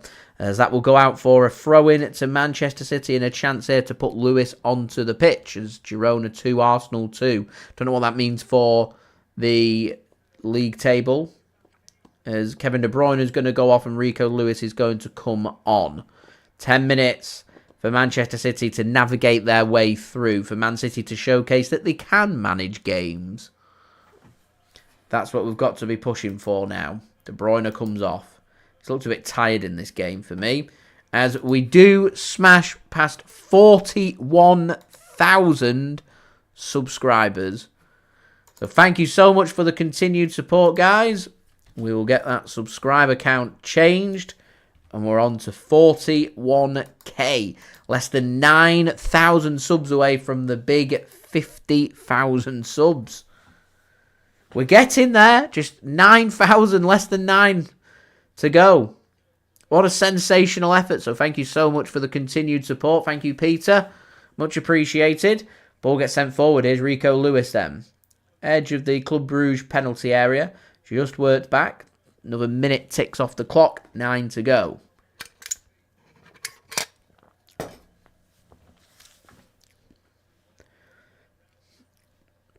Here is Akanji. To Kovacic. Now to Josko Gvardiol. Manchester City just trying to coast this game. We know we've got a big game against Arsenal, but we can't afford to start taking players off. We want to preserve energy. Brugge have got to try and chase the game. I mean, Manchester City are just happy just to tick the clock away and escape out. I think if our Man City had maybe taken the opportunity to have got John Stones off the pitch just to make sure that everybody's fit and good to go for Arsenal at the weekend. John Stones' injury record's not great. I don't like the idea of John Stones doing a full 90 minutes, but we've got to remember we do have Omar Marmoush, Abdukodir Khusanov and Vitor Reis back for the Arsenal game at the weekend. So there we go. I'm eagerly awaiting the final whistle as well, Albert. Thank you very much, Andy. Much appreciated. I remember a lot of people tuning in from the early days, so everyone's continued support for everybody's been much appreciated. Stu, 100k special when we get there. I promised it on my Twitter years and years and years back. I said I'll pack a parachute, I'll go and do some skydiving for the first time to celebrate. Will be my 100,000th subscriber special. I'm waiting to get to 50k, hopefully at some point soon. If so, we'll do something to celebrate, of course. Not really decided on what it will be. When we get a bit closer to that, I will have a think. Peter, I'll be doing a live watch along on Sunday of Man City's away game against Arsenal. So we're back with another live watch along for that game. And then it will be a week off for Manchester City before we have FA Cup action against Leyton Orient. And then it will be a Champions League playoff game, followed by a home match against Newcastle. Champions League playoff game for the second leg. And then Liverpool at home, I believe the fixtures are. That's a good ball here. Savinho, he's in. Squares one across looking for Haaland, I think, but Haaland had committed to the penalty spot rather than the 6-yard box. Stuani offside for Girona, so that's 2-1 Arsenal still. Does Arsenal conceding an equaliser have any impact on the table?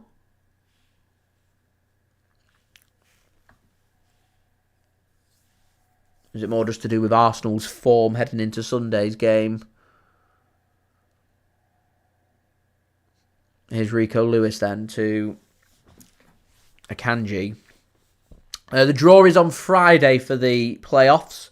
I'm not entirely sure on how it works. I think it's done in groups of 2. So Manchester City at the moment are in 22nd place. So I think we'd be paired with 21st. I think, and then we learn which side of the draw we go on and stuff. I don't know. I don't know.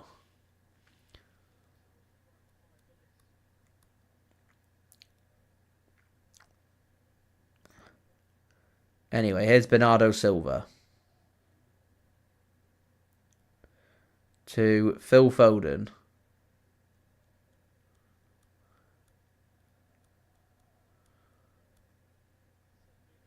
Here's Nunes to Bernardo.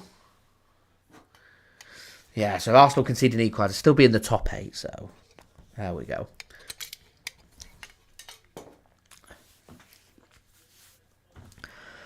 Five minutes. I feel much more comfortable with that 2-goal cushion, I'm not going to lie. Much more comfortable.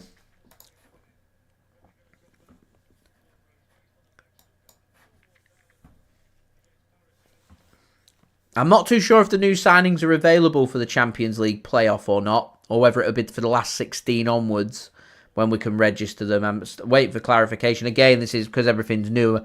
We don't really have the information. I didn't really know how the Champions League draw for the group stage works for this season. We do now, and we know for next season. Same with the draw on Friday. So, we'll see. Anyway, here's Phil Foden. Gives the ball to Matheus Nunes. There's John Stones. City just knocking the ball around nicely. Very well managed this from Man City. It helps that Brugge haven't really had the urgency since them substitutions have come on. It's kind of taken the sting away from them. And the Manchester City have just kind of found a way to coast this game without really needing to get out of second gear, which is great from an energy-preserving perspective. It's been anything but comfortable or confident or comprehensive from Manchester City. So there we go. Anyway, here's Johnny Stones. Manchester City choosing not to make substitutions. They don't want to take the risk. They just want to navigate this out. These are the lessons that have been learnt now from City from the Feyenoord game. And what will be really interesting is Man City will be at home in the first leg of the playoffs, away in the second leg. That it's important that Manchester City, whoever we face in that playoff game, we find a way to manage and navigate a confident performance at home. Lots of phones being checked inside the stadium from Club Brugge to ensure that they're still going through, make sure there's no comebacks from anybody, and they are going through.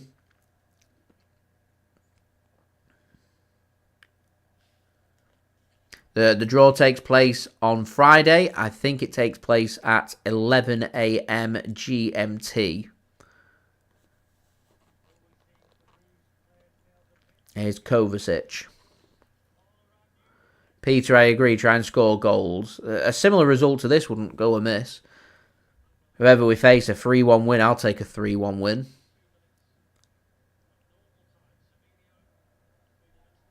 And Manchester City are very good at navigating their way through knockouts. It's always just about getting through the league and making sure you achieve your objective. And the objective for City was to finish in the top 8, get to the last 16, ensure that we're in the top seed and we get a home tie for the second leg and, you know, things are looking more comfortable. It's not going to be the case. So the next objective has to be make sure you get in the playoffs and see if you can get a home tie in the second leg of the playoffs. Again, we've not managed to secure that due to some bad results.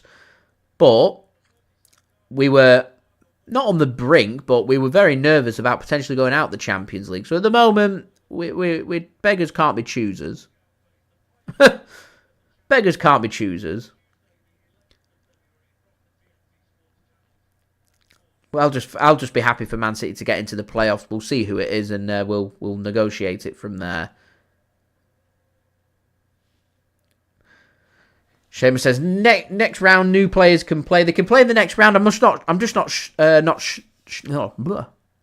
sure if they can play in the playoffs or not. I don't know if the playoffs count still as part of the league phase or whether it counts as the next stage and the players can be registered and it'll be good to play for that. If they can play for the playoffs, then I'll feel much better. Peter, realistically, do I think we can win the Champions League? We play like we have so far in the competition. Absolutely not. I can see Manchester City potentially going out even in the playoffs, depending on who we play. It is also important to remember that if Man City do go out in the playoffs, it's not as much of a disaster because if we'd lost tonight or not won this game, we'd have gone out of the Champions League and out of Europe, whereas we're not going. It looks like we're going to get the 3 points, so we're going to go through, and we go out in the playoffs. Worst case, we drop into the Europa League, a competition we've never won. And also, if we're battling for the top 4, it's important to remember that the Europa League winners go into the Champions League as well. So it gives you another bite at it. So, swings and roundabouts. At the moment, it's just about dealing things one game at a time. 1 minute added on here. Manchester City are going to go through to the playoffs, so big thumbs up from me.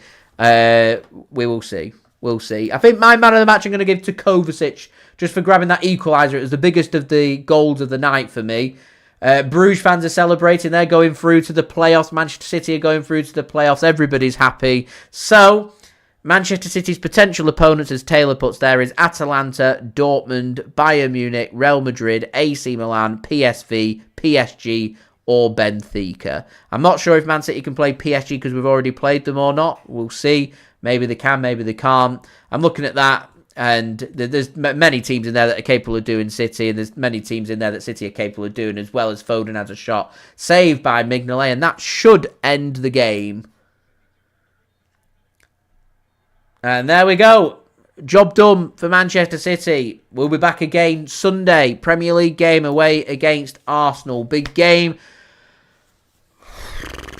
Phew. That's all I've got to say. Phew. Manchester City win and Manchester City go through into the playoffs. We await the draw on Friday. So, thank you so much for tuning in, guys. I'm going to have my match reaction video up in the next hour for you guys to enjoy. So, do stay tuned for that. Don't forget to subscribe to my channel. It is free to subscribe. Also, don't forget to leave your thoughts in the live chat with your full-time thoughts or in the comments below. That would be much appreciated. Also, don't forget as well to go and check out my social media links. They're in the description if you want to go and follow me on my Twitter, Instagram, and TikTok. Email also in the description too if you want to hit me up for any sponsorships for any videos or any general business inquiries. Don't forget to leave a thumbs up on the stream. We're aiming for 130 likes.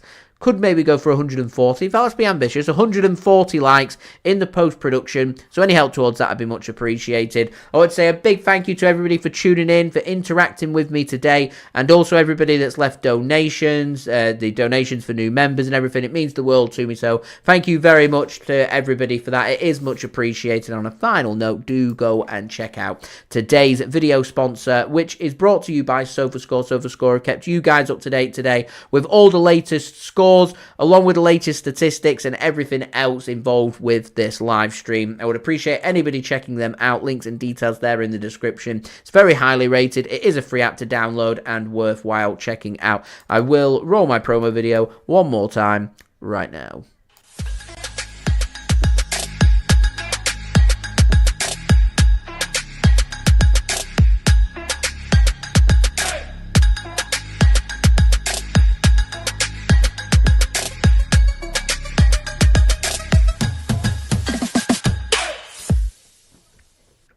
And a big thank you to SofaScore for sponsoring this video. Do go and check them out. I'm just going to put the goal show on TNT Sports.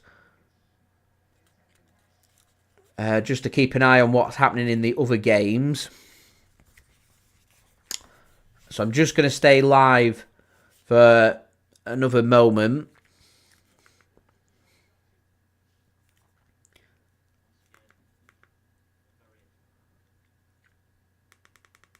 No, I can't seem to find the goal show. It doesn't matter anyway. I'm keeping an eye on the full-time scores just so I can give you guys the full-time scores.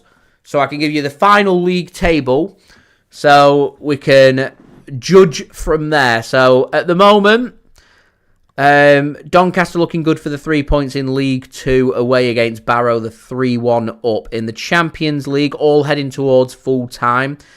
Aston Villa 3, Liverpool 2, Barcelona 2, Atalanta 2, Bayer Leverkusen 2, Sparta Prague 0, Borussia Dortmund 3, Shakhtar Donetsk 1, Brest 0, Real Madrid 3, Dinamo Zagreb 2, AC Milan 1, Bayern Munich 3, Slovan Bratislava 1, Salzburg 1, Atletico Madrid 4, Girona 1, Arsenal 2, Inter 3, Monaco 0, Juventus 0, Benfica 2, Lille 6, Feyenoord 1, Manchester City 3, Club Brugge 1, PSV 3, Liverpool 2, Storm Graz 1, RB Leipzig 0, Sporting Club de Portugal 1, Bologna 1, Stuttgart 1, PSG 4, and Young Boys 0, Red Star Belgrade 1. I'm just waiting for all of the full-time whistles to go. So in the meantime, I'm just going to put Aston Villa's game on because theirs has got a lot of importance. They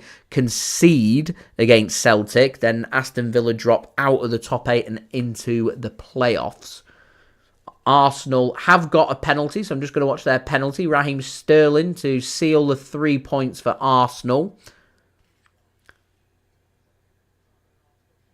And he's missed! Raheem Sterling misses the penalty. So still some work for Arsenal to do there in Spain. Liverpool trying to grab an equaliser against PSV. Liverpool also down to 10 men. PSV on the ball, entering into the 90th minute. Manchester City already sealed a big 3 points against Club Brugge with a 3-1 win. And Aston Villa have just scored to make it 4-2 to guarantee their passage into the next round in the top 8. I think it's Morgan Rogers with a hat-trick, I think. And Aston Villa have had a really good campaign.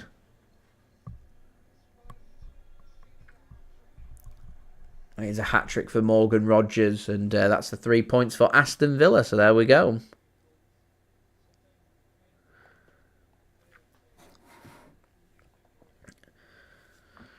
So we'll waited just for the full-time scores to go in, so we've got confirmation of the final league table. Atletico Madrid's full-time whistle has gone. They've beaten Salzburg by 4-1. Full-time whistle's also gone in Storm Graz's game against RB Leipzig, 1-0. Red Star have beaten Young Boys 1-0. Just waiting for the other full-time whistles in the other games. Let's have a look how our bet did. See how many we got right.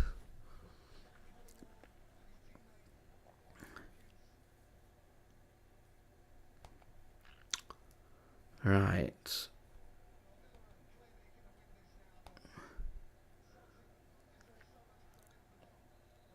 How did we do?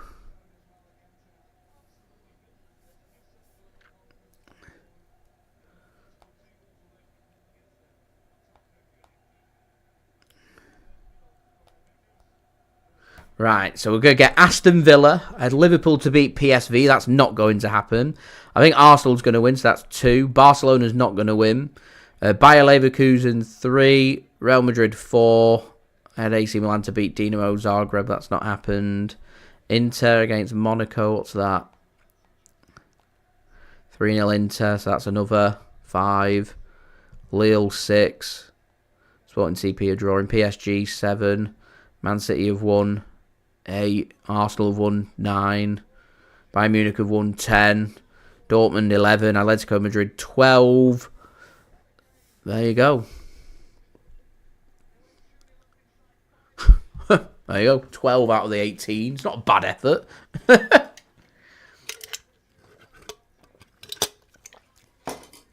Anyway, we're getting more full-time whistles going. Full-time whistle has gone in Birmingham. Aston Villa have won by 4-2 against Celtic. I think we're closing on the full-time whistle in the Netherlands as well. 3 minutes left to play there for PSV's game against Liverpool. I think the full-time whistle's gone in Spain, and Arsenal have beaten them. So over to the other game that's going on then. PSV taking on Liverpool, just waiting on confirmation. As PSV are in and nearly scored. Good save there by Kelleher, and out for a corner to PSV. So we're still waiting on full times in Barcelona, in France for Brest against Real Madrid. Dinamo Zagreb 2-1 up against AC Milan. Inter Milan are 3-0 up against Monaco. Lille are 6-1 up against Feyenoord and PSV's game, along with Sporting CP against Bologna, which is 1-1. So we're still waiting.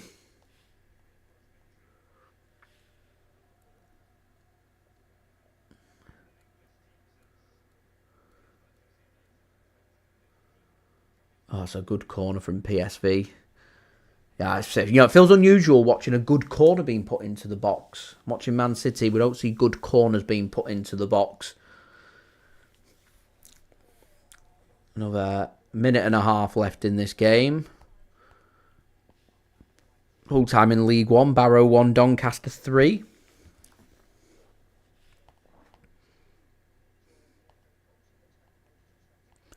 Still waiting for the other full-time whistles in Milan, in Zagreb, and in Brest, Barcelona as well.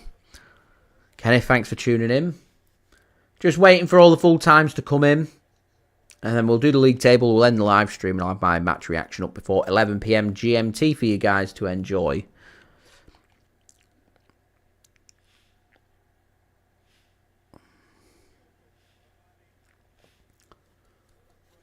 Liverpool look like they're going to lose this game. Nitin asking the big questions. I don't know when we're going to be able to register the players. I don't know if they're going to be available for the playoff or if they're not available for the playoffs and we can only register them once we get to the last 16 if we get there. Draw, of course, taking place on Friday.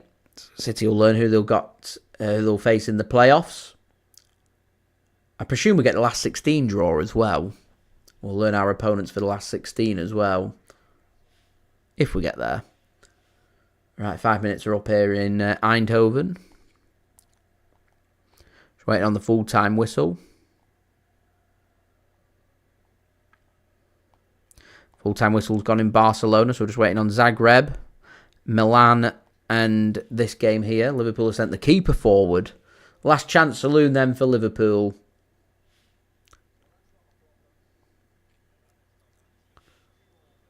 Ball gets sent deep into the area. Looking for the keeper. Header won by Liverpool and Eindhoven get the ball clear and they could be in here. And Eindhoven, it's into the side netting. Trying to break on the counter. I think that's the full-time whistle as well in Eindhoven. It is. The full-time whistle does go. And PSV beat Liverpool by 3-2. Full-time whistle's gone in Milan. Inter have won 3-0 against Monaco. So we're just waiting on the full-time whistle of Dinamo Zagreb against AC Milan. And once we know that, we will have all the full-time scores in the Champions League. And we will read them out and then look at the league table and we'll see who City could face. As we're nearly on 140 likes now, guys. Much appreciated. Let's see if we get to 150 in the post-production. Any help towards that would be great. We're still waiting on the full-time whistle for the game in Zagreb. The last game that we're waiting on.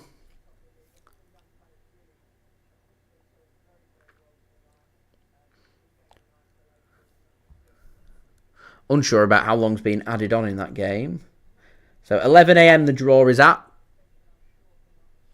For the draw on Friday. The knockout phases, it's called.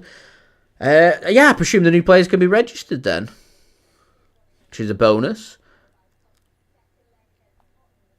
Still waiting on the full-time whistle in Zagreb, and it's just gone, the full-time whistle. So, Champions League scores today. Aston Villa 4, Celtic 2, Barcelona 2, Atalanta 2, Bayer Leverkusen 2, Sparta Prague 0, Borussia Dortmund 3, Shakhtar Donetsk 1, Brest 0, Real Madrid 3, Dinamo Zagreb 2, AC Milan 1, Bayern Munich 3, Slovan Bratislava 1, Red Bull Salzburg 1, Atletico Madrid 4, Girona 1, Arsenal 2, Inter Milan 3, Monaco 0, Juventus 0, Benfica 2, Lille 6, Feyenoord 1, Man City 3, Club Brugge 1, PSV 3, Liverpool 2, Sturm Graz 1, RB Leipzig 0, Sporting CP 1, Bologna 1, Stuttgart 1, PSG 4, and Young Boys 0, Red Star Belgrade 1. So, the league table, official league table for the knockout stages.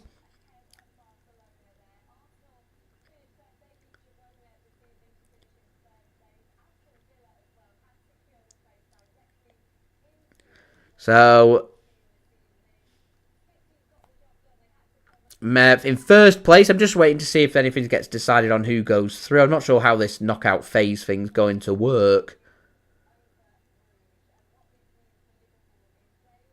Anyway, Liverpool in first place, Barcelona in second, Arsenal in third, Inter Milan in fourth, Atletico Madrid in fifth, Bayer Leverkusen in sixth, Lille in seventh, and Aston Villa in eighth.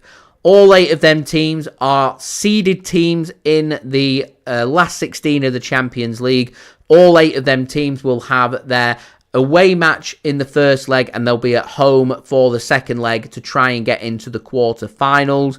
For the playoffs, in 9th is Atalanta, Borussia Dortmund in 10th, Real Madrid in 11th, Bayern Munich in 12th, AC Milan in 13th, and PSV Eindhoven in 14th, PSG in 15th. Them teams there, so Atalanta, Dortmund, Real Madrid, Bayern Munich, AC Milan, PSV, PSG, and Benfica are all the home side for the second leg. Manchester City can face, I think, I'm right with this, one of Atalanta, Dortmund, Real Madrid, Bayern Munich, AC Milan, PSV, PSG, or Benfica.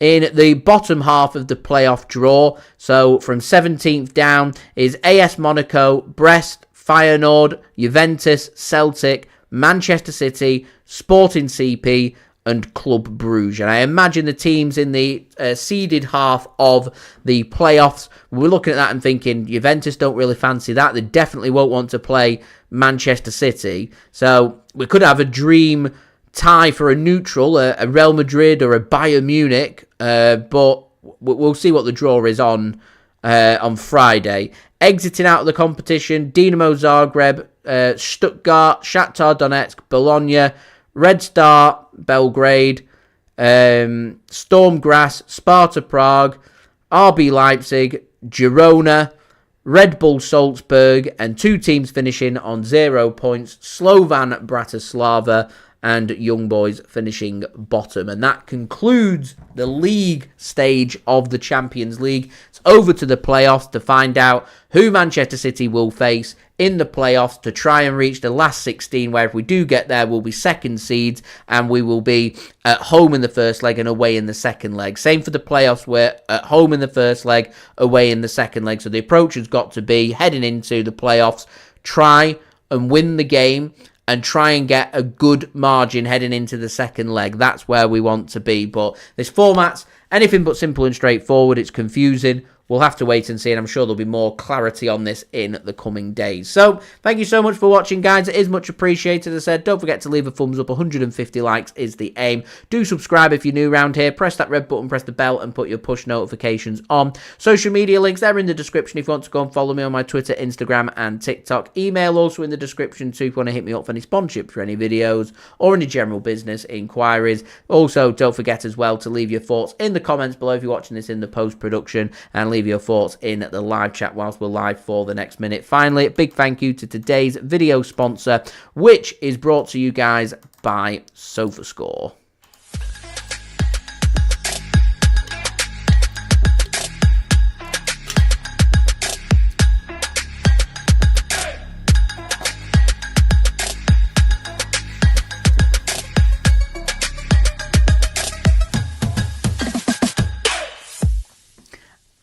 And thank you very much to SofaScore for sponsoring this video. Do go and check them out as we're now just one like away from 150. I'll see you soon. Sunday, next live stream, Manchester City away against Arsenal in the Premier League. I'll see you then. So I've been JSGC. Thank you everyone for watching. Hope everyone is safe and well. Have a wonderful evening, everybody. Peace. Ciao for now.